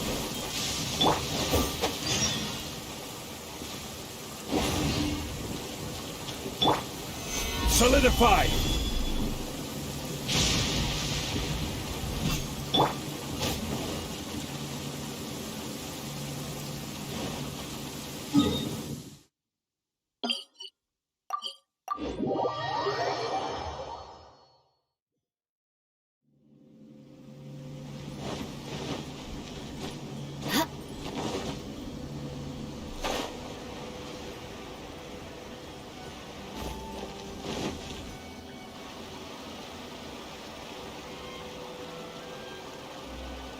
Nico, we're here.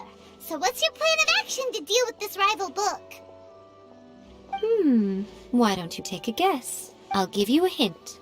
It's to do with the Yae Publishing House. Oh, Paimon knows! Combine the reputation of the Yae Publishing House with the status of Guji Yae and tell everyone... Yeah! Wait! Seriously? That wasn't it?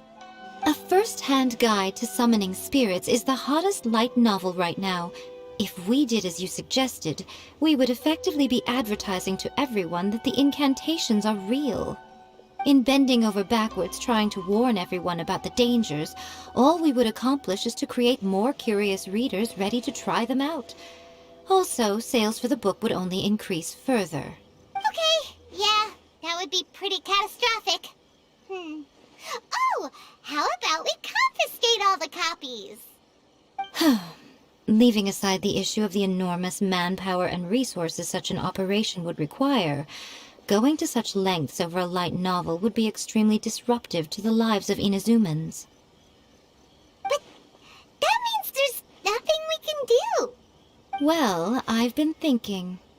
I've read a first-hand guide to summoning spirits. It has many other good qualities besides the incantations alone. The book contains many ancient kaidan, or tales of the supernatural, and is written in a very engaging way. That is why the book has become so popular. I think we're going to have a difficult time trying to rein in its popularity while it's the only work in its league on the market. That's right. How do you get rid of the next big thing? You replace it with the next big thing. So what we're going to do is create Inazuma's newest hit novel. Smash our rival's sales numbers and win our readers back. That is how Yae Miko wages war. Incidentally, this will also be the best way to combat the influence of a first-hand guide to summoning spirits. Wait, Miko, so you want us to write a novel? Well, becoming an accomplished novelist certainly isn't an overnight process. But let's not forget that I am the chief editor of the Yae Publishing House. I did say this is what we're going to do. I trust that the word teamwork is in your vocabulary. Anyway, there is a writer submission event going on at the moment. Start by talking to readers and finding out what they're into. When you have an idea of what the current trends are, come back and see me. I'll be at Uyu Restaurant. Find me there when you're done. I will assemble a team, and we can work while we eat.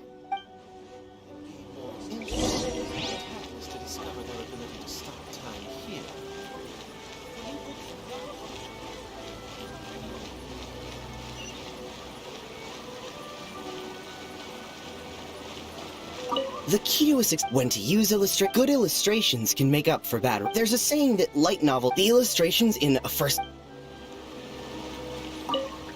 I've been reading light these days, though. Everyone's the only reason. Not only is it a good... I'll be honest. In most traditional, by contrast, the protagonist is... There's much more to light novels than Paimon realized. Let's go tell our findings to Yae Miko.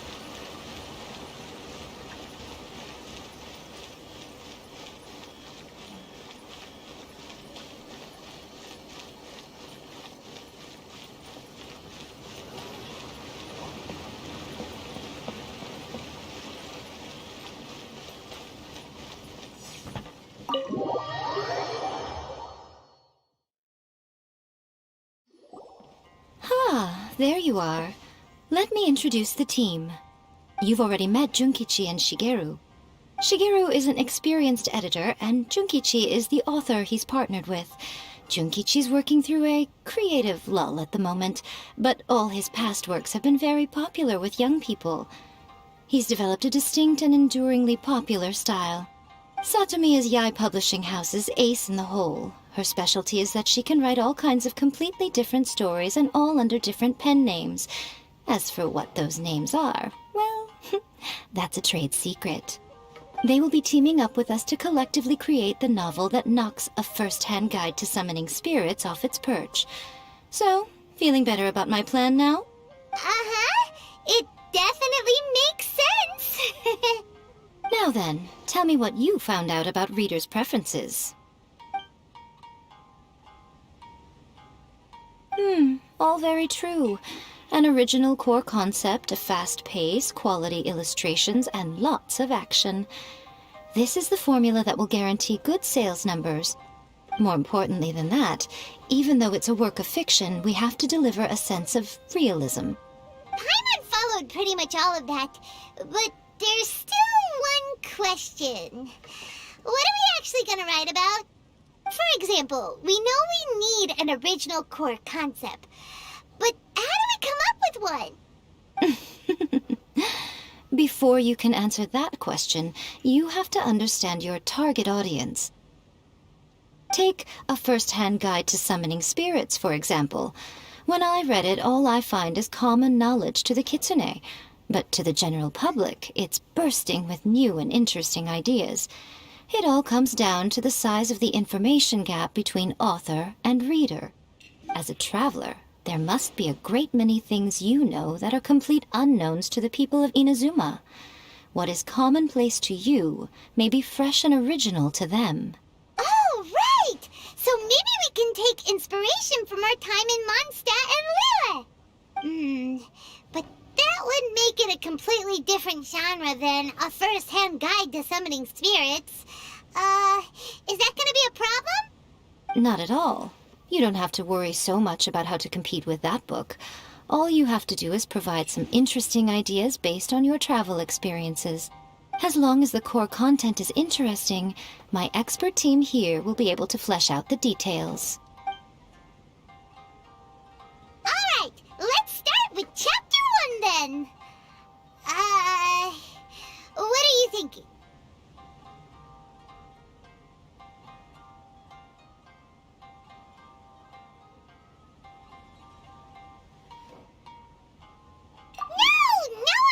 Go for that, no matter how you tried to play it.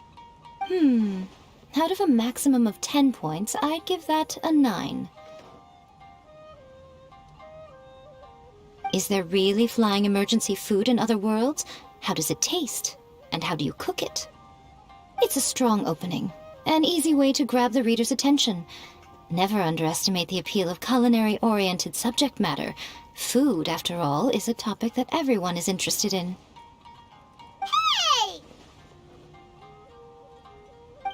Good job, little one. You're not only drawing on your own experiences, but it seems you're filtering them through the lens of the kinds of light novels you've read in the past. I think you really understand what we're trying to do here. Thoughts from the experts? Are we able to work with this general framework to make an interesting story? Yeah, we think it works. I tend to overcomplicate the core concept if I'm not careful, so this deals with that problem. That's good. Okay, we're done with Chapter 1. Let's move on to Chapter 2. Huh? Won't that do for now? Readers will devour your content a lot more quickly than you'd think. If we don't keep delivering the goods now we've caught their attention, all our hard work so far is in vain. Hurry, Chapter 2, let's go. Can't you see that Satomi is waiting? Huh? What's wrong with you? You don't look so good. What a pity. I thought your beginner's luck would carry you a little further before it came to this. But alas, the time has come prematurely. Before it came to what? What's happened? The bane of our existence, writer's block. It's your arch-nemesis for life, appearing without warning and inflicting a pain worse than death upon the writer. They sell their souls just to get their muse back. Sounds awful! When this happens, the best thing you can do is have a bite to eat and take a proper break. Boss, get me a plate of fried tofu, and get some kushikatsu for these two. Just the basic kind will do.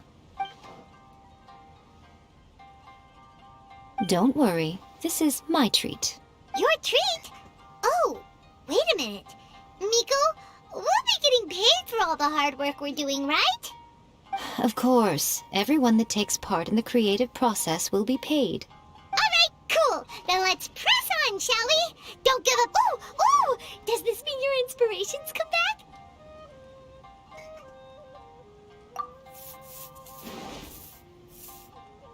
Let's see now. The protagonist arrives in Liyue and befriends a young man who doesn't have the money to pay for anything. Only later do we find out that this young man is none other than Rex Lapis himself. With the help of the Qixing and the protection of the Adepti, I am free to roam this vast realm. Is this the kind of cheap thrill that guy was talking about? I give it a 9.8. The story is fun and action-packed with no dark undertones. Also, there are a great many legends about Rex Lapis. I'm sure it will spark the people's curiosity. I, for one, think there's a sizable market for this. Approved. Alright, well, let's just hope Jean-Li doesn't mind. Great. Well, now Satomi can get started on that. Leave it to me, Lady Yae.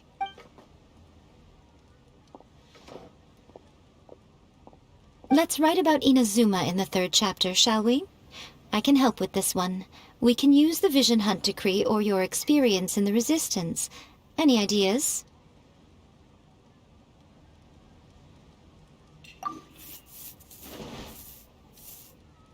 When the Vision Hunt Decree comes out of nowhere, the protagonist joins the Resistance, starting out as an ordinary rank-and-file soldier.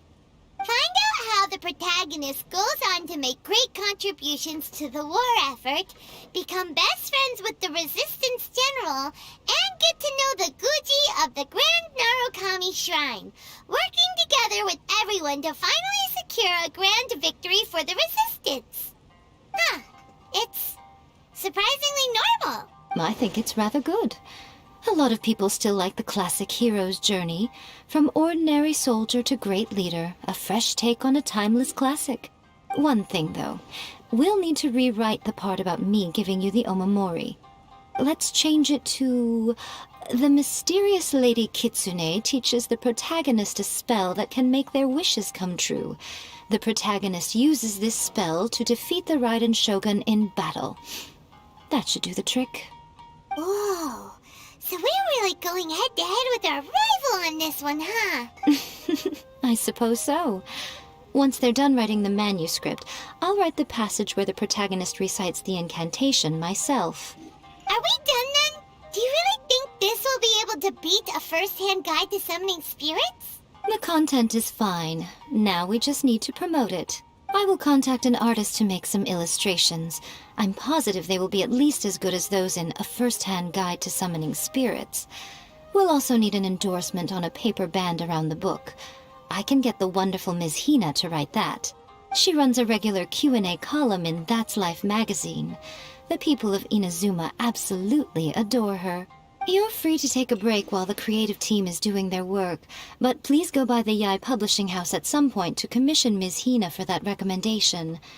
Once our light novel is complete, let's meet at the writer's submission event.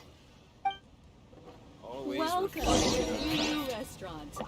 Please talk to me if you want to order.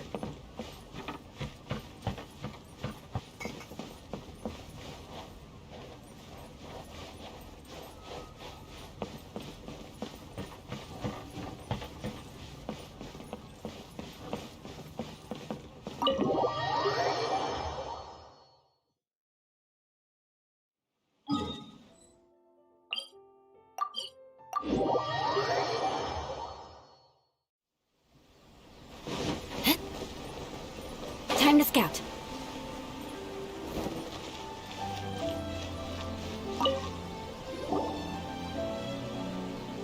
Miss Hina doesn't usually do endorsements, but since it's Lady Guji that's asking, we'll see what we can do. With Miss Hina getting so popular lately, a lot of people have come to us hoping to do a collaboration. But Miss Hina's not interested in any of it. She still prefers to focus all her efforts on replying to readers' letters, and turns down every promotional opportunity she can. Maybe that's why her fans like her so much. I'm getting off topic here. Anyway, if we can get that endorsement from Miss Hina, you'll definitely get an exposure boost at the beginning. May your light novel sell well and set a new record for the Yai Publishing House. We'll do our best.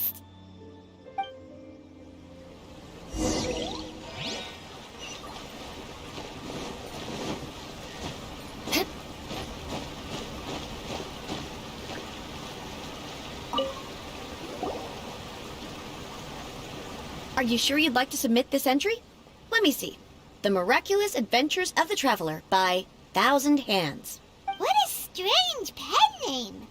Definitely your doing. Having been around you so much recently, Paimon's slowly starting to understand your unique tastes. What do you mean, strange? It took a lot of work by a lot of different people to get this thing finished. Don't you think it's a very descriptive pen name? We'll get this printed as a matter of priority and conduct trial sales in pilot locations throughout Inazuma. I'll announce the sales numbers in 3 days. Uh-oh. Paimon's getting a little nervous now. Do you really think this is gonna work? That's right. Be confident in your work. That's exactly how a light novelist should be. Okay, then I'll sign you up. Please come back in 3 days for the results. Thank you all for your submission. I wish you the very best of luck.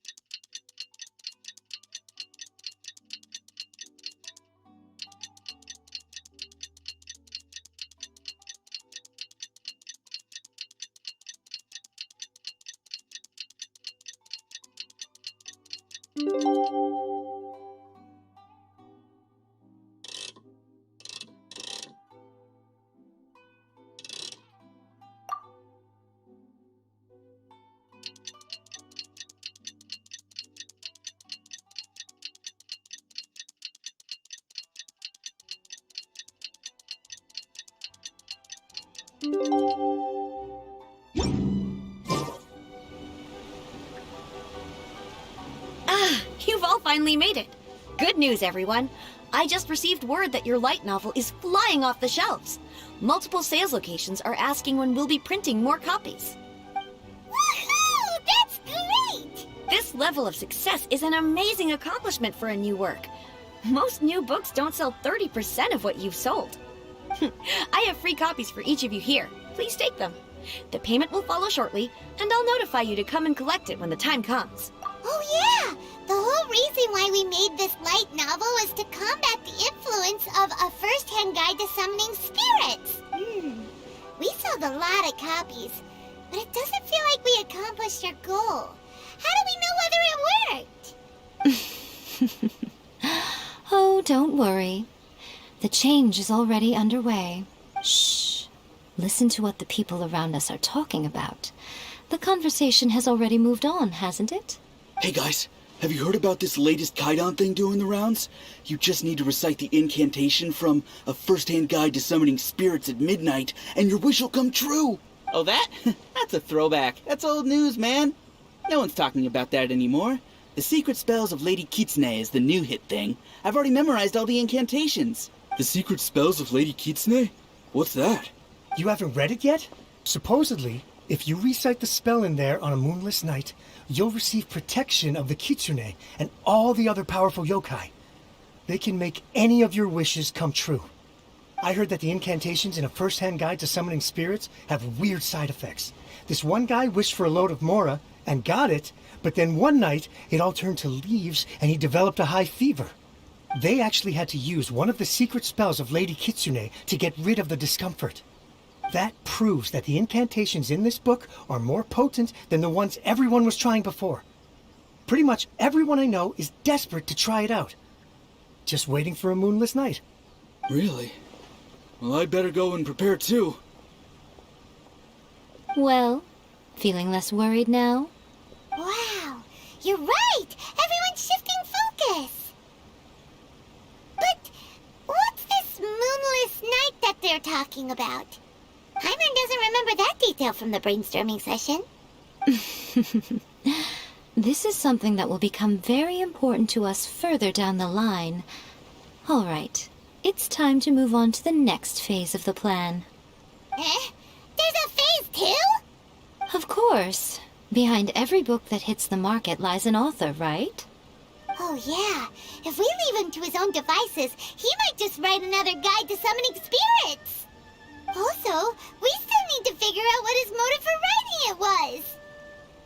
Exactly. That's what we need to take care of next. Fortunately, I've already managed to identify the author. He's a failed light novelist named Tomoyuki. But when we went to ask him about it, he had no recollection whatsoever of having written the book. Yes, this is another case of possession. Only this time, whoever possessed him actively sought him out. After his novel submission failed, he was walking aimlessly in Araumi. In frustration, he shouted out, "Please, someone, anyone, help me write a truly amazing novel!" After that, he lost consciousness. But the spirit that wrote the book has already left him now, right? So what are we supposed to do? Simple. It wrote a summoning incantation in the book, didn't it? So we can just use its own method to make it manifest itself. And you, my little friend, are the perfect candidate for this role. Oh, what are you talking about? The fun's just about to begin.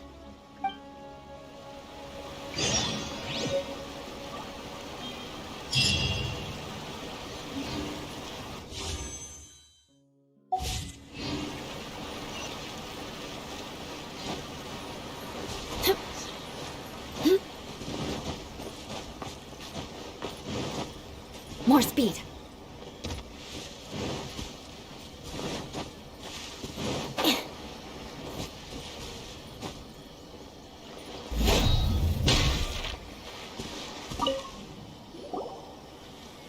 Miko, what is this place? The ideal spot for a little meet and greet with a certain elusive author. This is the place where we are most likely to succeed in summoning the spirit. Really? But it feels so eerie here. That seems rather fitting, considering that we are dealing with the spirits of the deceased here. What are you so afraid of, honestly? We're finally about to meet the true author of A First-Hand Guide to Summoning Spirits. Aren't you excited? Paimon's heart is pounding, but Paimon's pretty sure it's not because of excitement. Come on, in we go. Hey, wait up! Oh, Paimon's scared. Stay close by, okay? Don't leave Paimon all alone.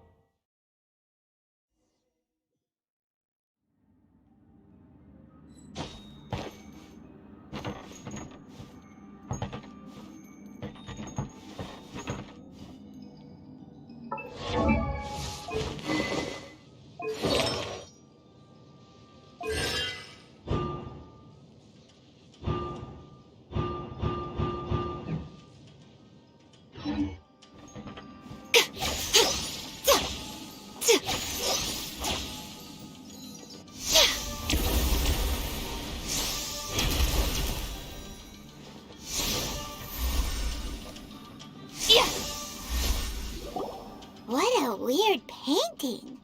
Miko, do you know what it's supposed to show? Probably a scene from ancient Inazuma. It's a good piece of artwork and all, but it's also kinda eerie. Looks like the artist signed their name. Rakuzai? It's not very clear. Let's go inside and take a look.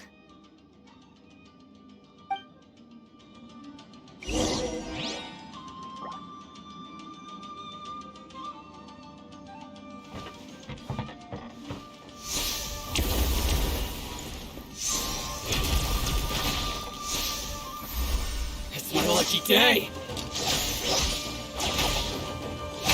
Taste my flame! Gather! I'm going in! More! Come on now. How's this? Right now. Finally, Emerge. Right here. The fairy. Right now. Right here. Emerge.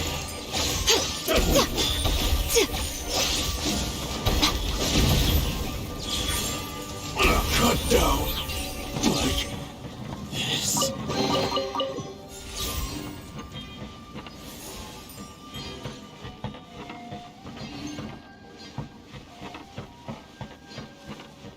Wow, this place is huge! Hey, is that a mirror? There's a really weird-looking stool as well. Wonder what it's for. Ah, I see. This setup is quite handy. Saves me a lot of work. All right, go and take a look around. There should be a mechanism somewhere that makes the whole room move.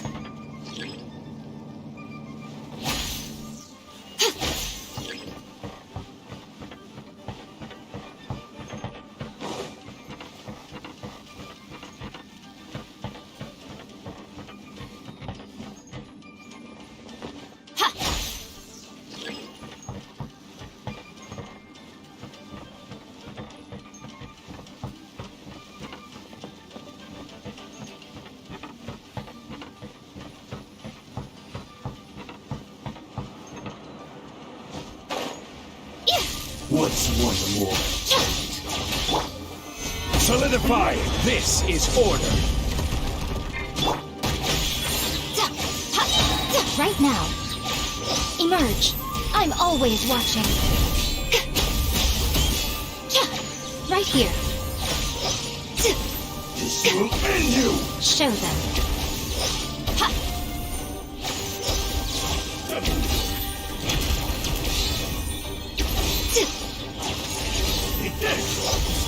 Right? So much for eternity. Gather! Everybody stand up! Show them. You win! Cut down! Like this.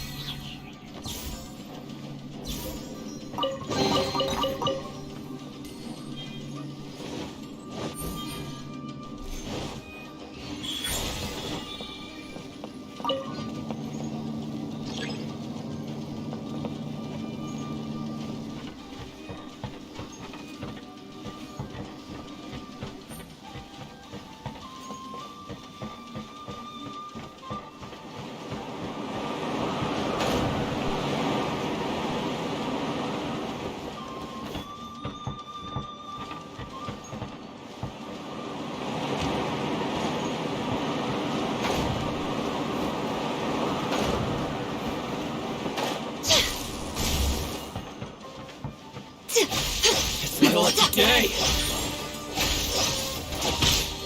How's this?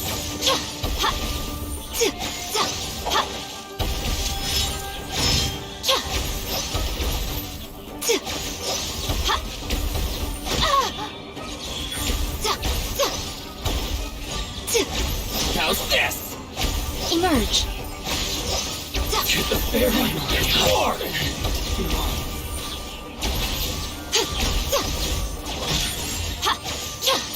Fairy.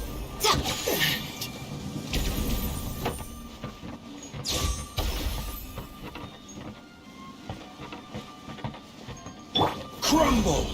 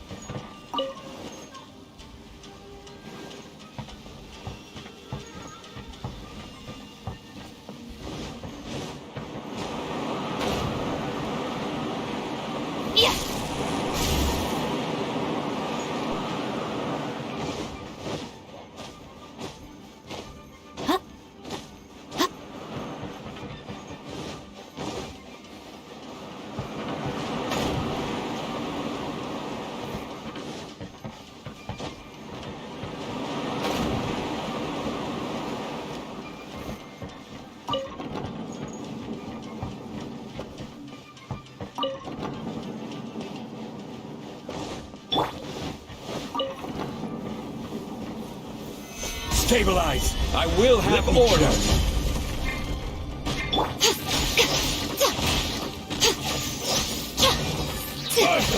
Show them. Right here. Nothing lasts forever.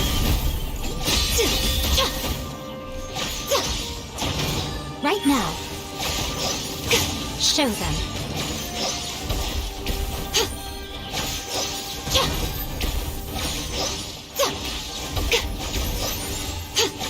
Right here. Right now. Yes.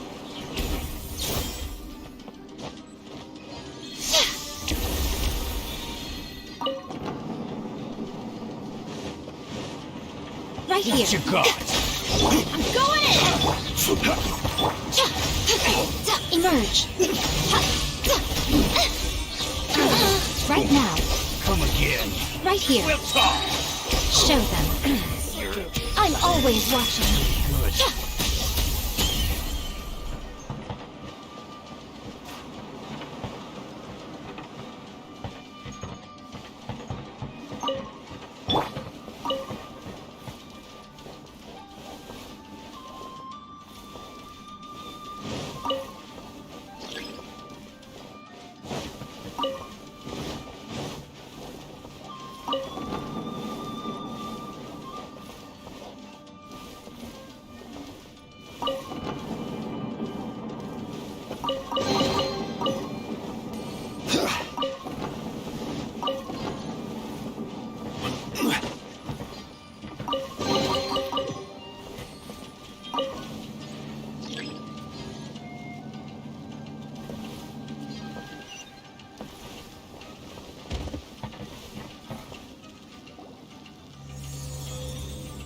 Whoa. It's the painting we just saw. It's turning this way along with the whole wall. It's getting eerier and scarier. What is this place? Okay. Next I will show you a secret Kitsune spell. This painting is a swift summoning medium, which means I'll be able to skip many of the more tedious steps. The murky mirror reflects the view of Inazuma in a bygone age. Spirits stirred by the sight of the past will be easily drawn to it. You're up next, little one. Come on, sit yourself down here. Yes. The whole point of a summoning ritual is for a dead person's spirit to possess a living person's body. You saw what happened to that Oni samurai spirit. After leaving the host's body, he was only able to maintain his form for a very short time before disappearing. Are we positive that summoning a spirit to possess the traveler isn't gonna have any lasting negative consequences? Oh, you really care about the little one quite a lot, don't you? I'm a little jealous. I wish my friends were caring like that. Anyway, are you scared, little friend? Don't you worry now, it'll be over soon. Sit on the chair, stare at the painting, and relax your body and mind. Try and be natural. There's really no need to be nervous.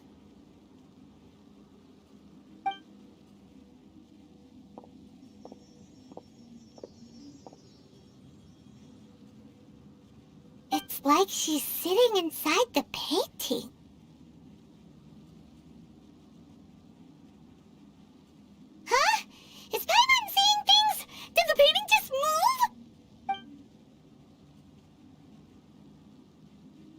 Recite the incantation in your heart, little one. Also, you'll need to have some intense thoughts going through your head. A wish, for example. Now, what kind of wish do we think it would take to summon forth the author of A First-Hand Guide to Summoning Spirits? Anyone? Probably something to do with writing? Very good. The wish needs to be heartfelt, though, so let me help add a little realism to the equation. The book is selling exceptionally well, Traveler, but we're going to need an outline for Chapter 4 as soon as humanly possible. When is the earliest that you can turn it in by? The painting is moving again! What the...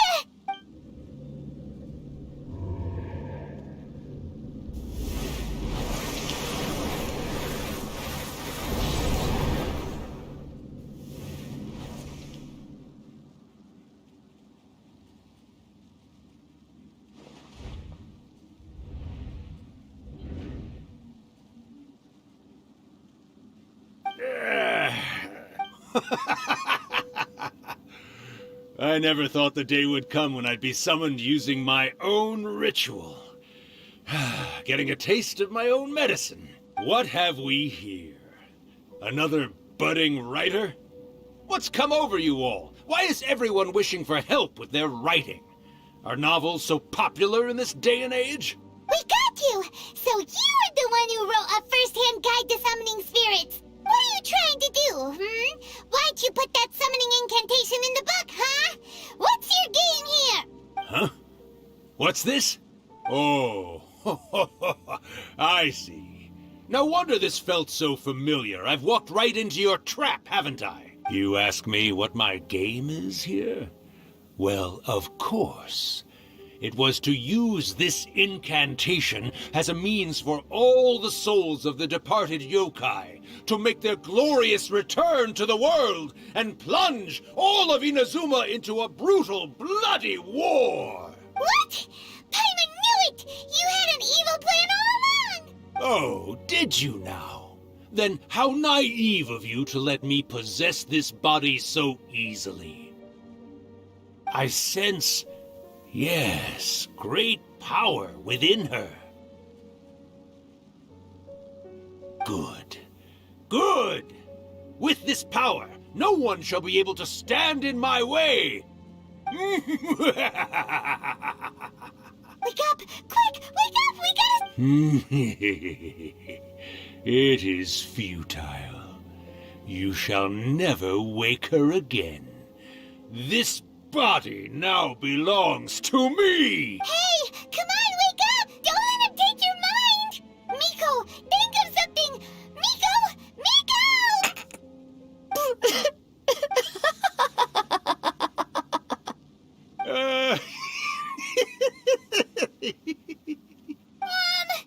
You're laughing?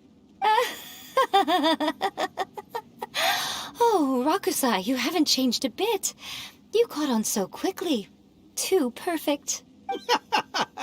Well, you made the face enough times that I couldn't exactly miss the hint. This is what you were going for, yes? Never one to stand on the sidelines of a good spectacle, are you? Always got to dive in and fan the flames, huh? You mischievous little Kitsune, you. Look what you've done to this little flying one here. Oh, poor thing scared witless.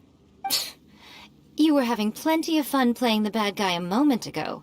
Now you're trying to blame it all on me? Rakusai? Miko, you guys know each other? Yes, we do. Of course we do. Allow me to formally introduce the author of A First-Hand Guide to Summoning Spirits, Urakusai. No, wait. To be more accurate, it's Urakusai's memory. Memory?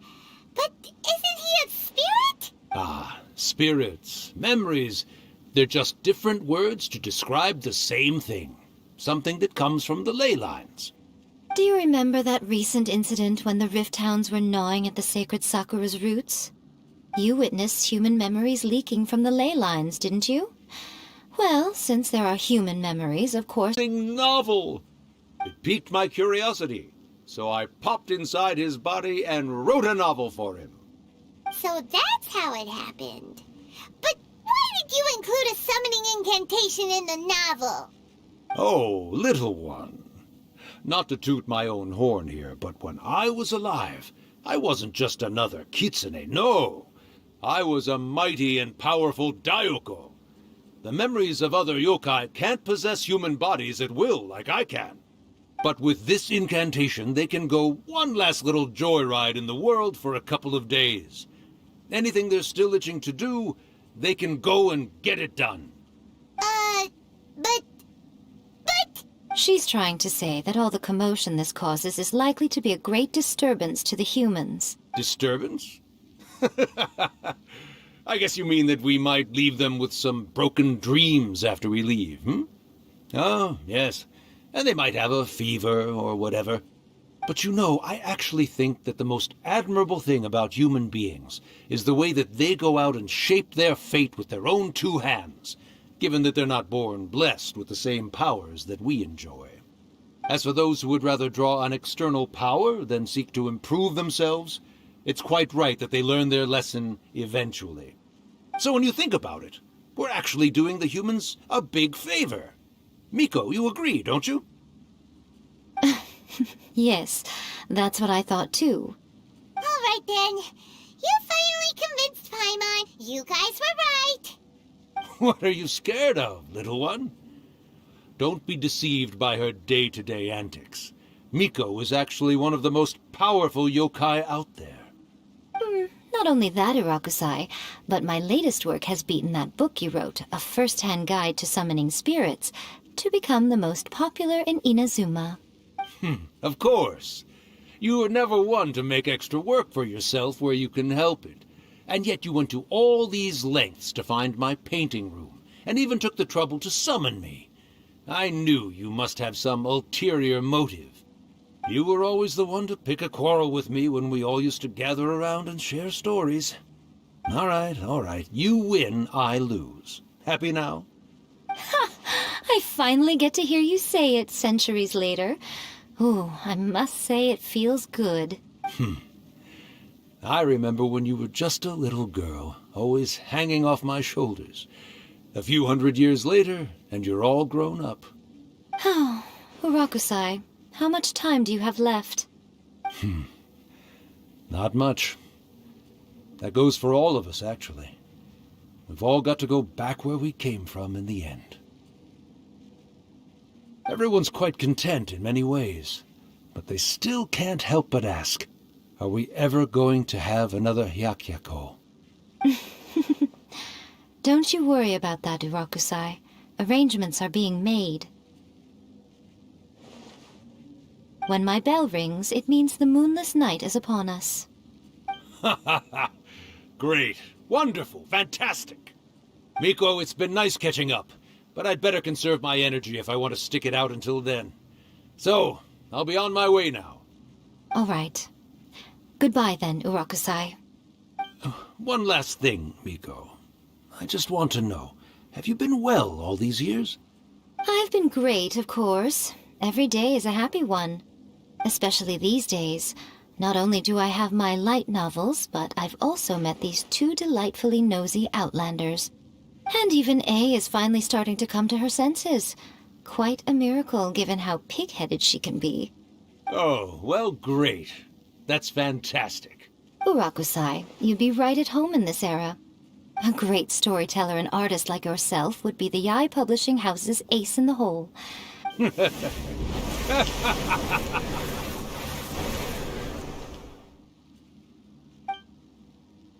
He disappeared. Are you awake? How are you feeling? Are you all there? Here, like last time, repeat after me.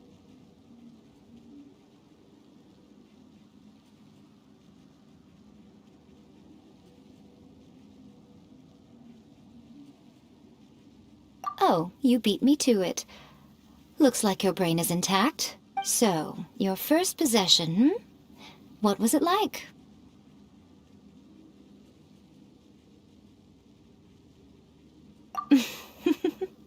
Good. Saves me from having to explain everything again. Hearing Urakusai admit defeat has put me in the most wonderful mood. In return, it's only fair that we make sure to deliver on what they're all hoping for. Yes, though they only represent a tiny proportion of the memories in the ley lines, it will still be quite a sight to behold when the time comes. Since you've come this far, why don't you do one last thing for me, I'll need your help with the ritual. You cannot be serious, Miko! After all that, you still have more errands for us? Huh. You guys teamed up to scare Paimon just now. If you think Paimon's gonna do anything you ask for, think again! Aw, come on. I'm really only asking you to finish what you started. Besides, your paychecks are still in my hands. Paimon's paycheck? Well, there's no way out now. We're in too deep.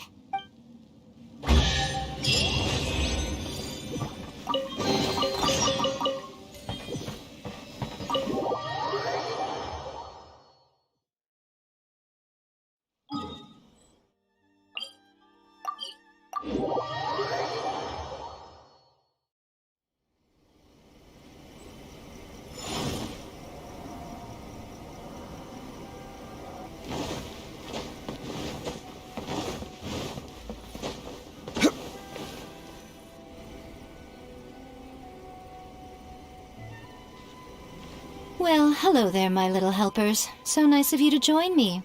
You're right on time, too. As if we had a choice. We just want our paychecks. So, Miko, what exactly do we have to do to make this Hyakyako happen? Also, to be clear, we actually have no idea what it even means. It might sound ominous, but to put it simply, the Hyakyako is just a gathering of the yokai. Back in the day at yokai gatherings, once everyone had had plenty to drink, one by one they'd start soaring into the sky with their yokai powers. There were so many of them that their silhouettes would block out the moon. But now, the yokai memories that leak from the ley lines are weak. They are no longer able to fly. So I will be performing a convocation ritual for them, gathering all the wandering memories together in one place. When the time comes, they will gather in the sky above the Grand Narukami Shrine. Once their energy is spent, they will be satisfied and return to where they belong. All the preparations for the ritual have actually been made well in advance. Remember the incantation and the mention of moonless night that I added to our novel? Oh, yeah! Something about reciting the secret spells of Lady Kitsune on a moonless night. That's the one. Actually, it's not a wish-granting incantation at all. It's a spell to help calm the ley line memories. When that time comes, let's all pitch in and help send them on their way. I will start the ritual preparations shortly, and at that time I need you to do two things. First, tell the shrine maidens to leave the mountain. During the Hyakyako, a whole swarm of yokai memories will be hanging around in the air above the Grand Narukami Shrine. Having the shrine maidens leave avoids the bothersome issue of someone potentially getting possessed. After that, I will commence the ritual, and the memories will begin to congregate. This will take some time. I need you at the foot of Mount Yogo during this part to keep an eye on nearby monster activity. The memories are normally dispersed and don't pose a threat, but when their energy is concentrated, it is likely to disturb the monsters. They may see this as an opportunity to try and make it up the mountain. I need you to fend them off so that that doesn't happen. All right, got it. Then what? Well, if at that point you felt like coming to the shrine and getting a close-up view of the yokai, I wouldn't say no. Okay, let's get going.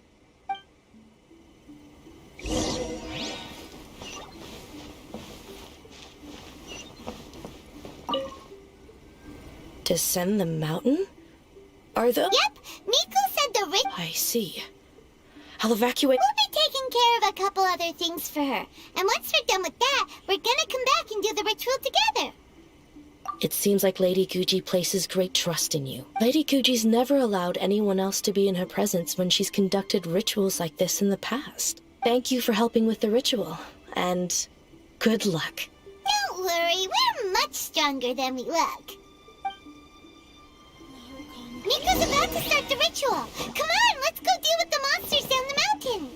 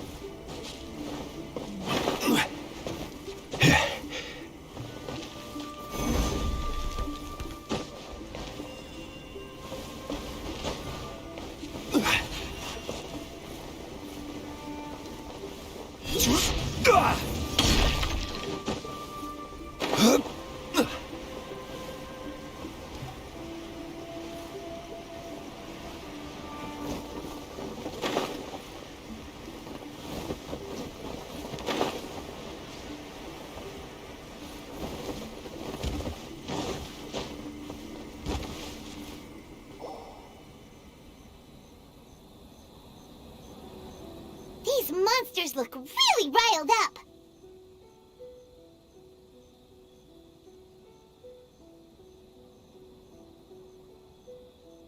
Yep. Let's get rid of them as fast as we can. Then we can get back in time to see the yokai. All right, here they come.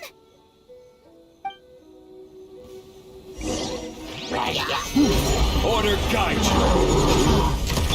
Let's light it up! Everybody there is no escape!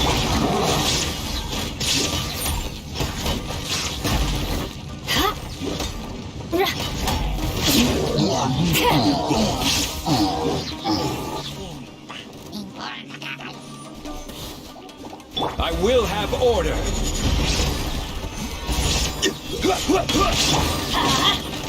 going in!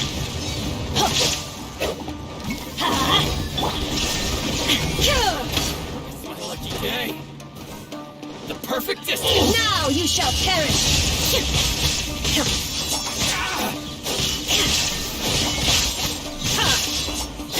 Finally, order guide you to the very. There's so many of them! Come on, you can do it! To the very Rack and ruin! Allow me. Alright, that's the last of the monsters.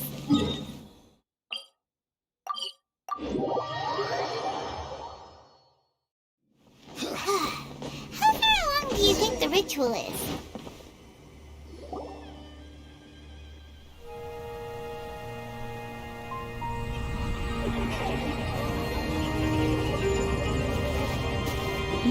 Wow, so many! They're everywhere! Huh? Yes, the memories of the yokai. They haven't been able to relax and soar through the air like this for a long time. Come with me.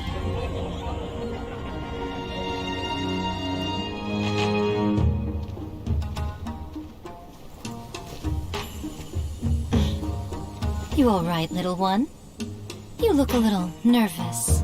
It's just, Paimon's never seen anything like this before. Whoa, they've really blocked out the moon!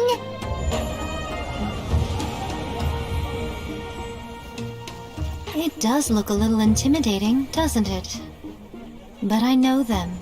They may be loud and brash at times, but they are good and brave souls. Even after losing their lives in a brutal war, they have never given in to grief or despair. Alas, their time is short.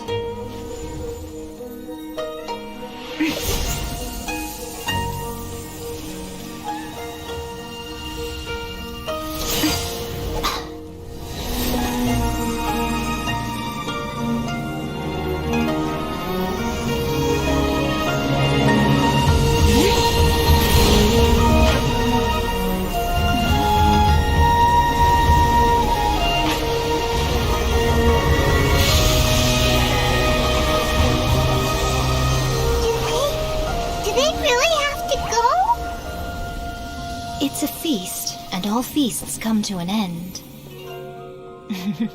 Since you're sorry to see them leave, why don't you do the recital along with me? O Hakushin, cause of this enchantment, in reverence I perform this rite. In reverence I perform this rite. To be a guiding light.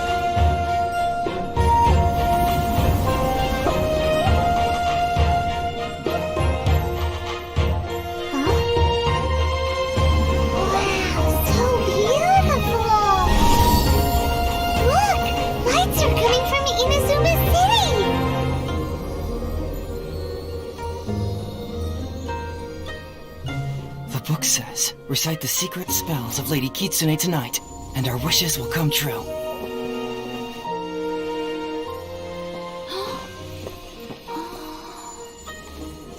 O Hakushin, cause of this enchantment. I perform this rite to be a guiding light. Your unrivaled power will be honored eternally.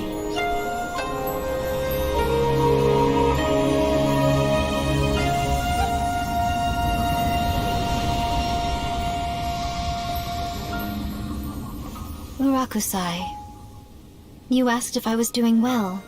Really, every day is a happy day for me. But watching you all leave now, I can't help but feel a little lonely. Just a little, of course.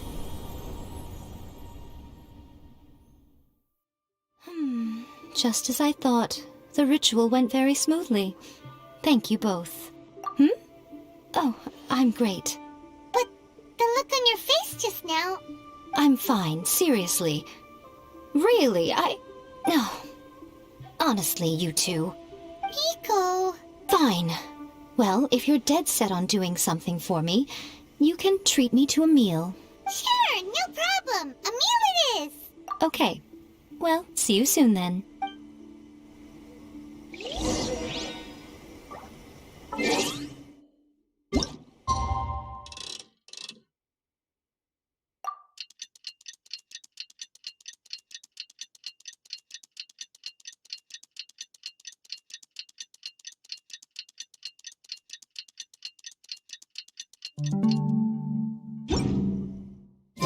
Today is the day we...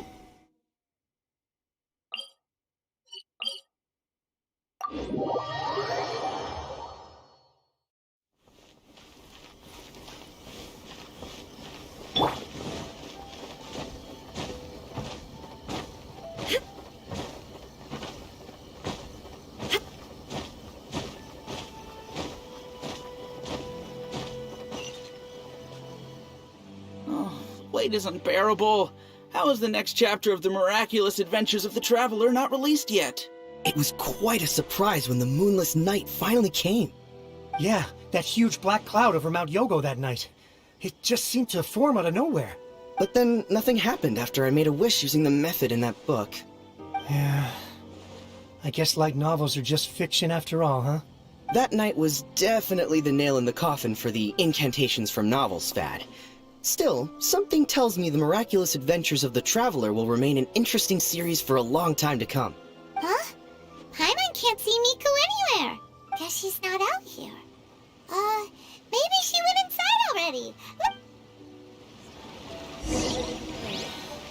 Is there anything in the world that will satisfy my taste buds?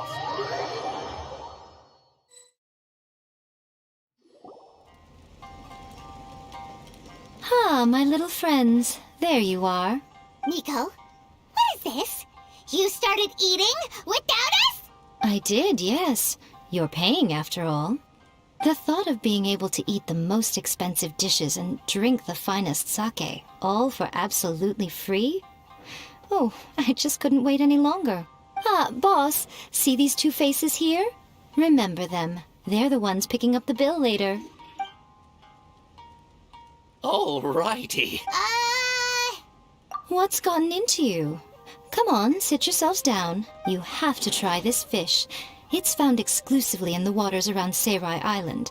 They shipped it to Inazuma overnight, and it was still alive right up until I ordered it.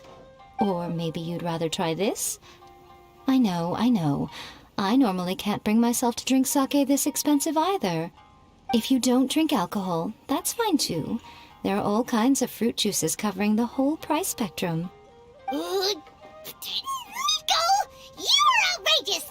Last time we were here working on the novel, all you ordered for us was the plainest kushikatsu! Strange. I remember no such thing. Oh, so what? You did offer to treat me to a meal, didn't you? Anyway, I am something of a VIP, you know. Wouldn't you find it embarrassing to treat me anything short of lavishly? Miko, this meal is going to be super expensive! Aren't you afraid we won't be able to afford it? Oh, don't you worry about that. You can most definitely afford it.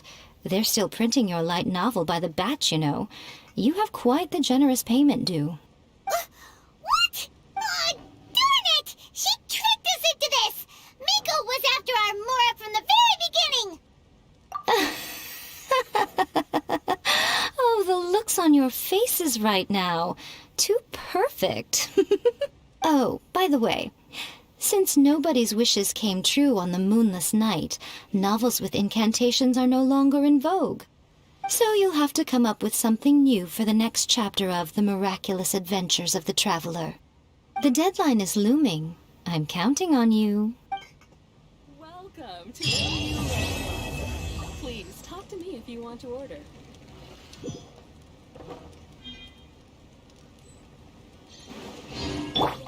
Thank you for the meal. I thoroughly enjoyed myself. Oh, did I mention? A saw that convocation ritual we performed over the Grand Narukami Shrine. I know she can be pig-headed, but it still took me by surprise when she wrote me a long and sternly worded letter about it, chastising me for taking this whole thing much too far. Ugh, I hardly see what all the fuss is about. Everyone seemed perfectly happy to me.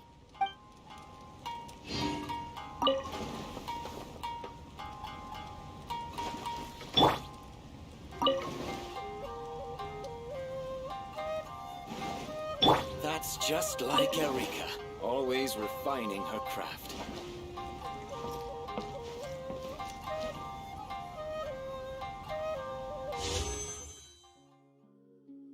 To Uyu Restaurant.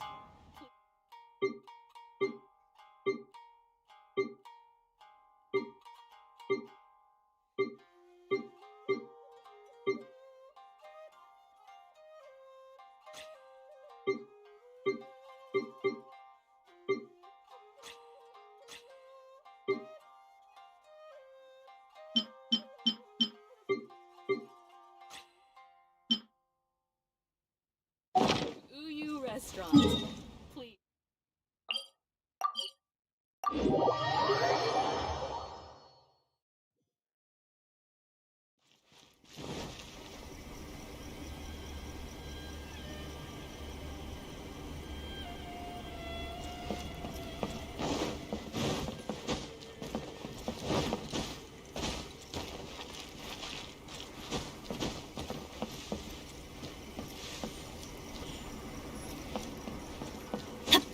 Adventure time! Narukami, please. Surely that child isn't slacking off.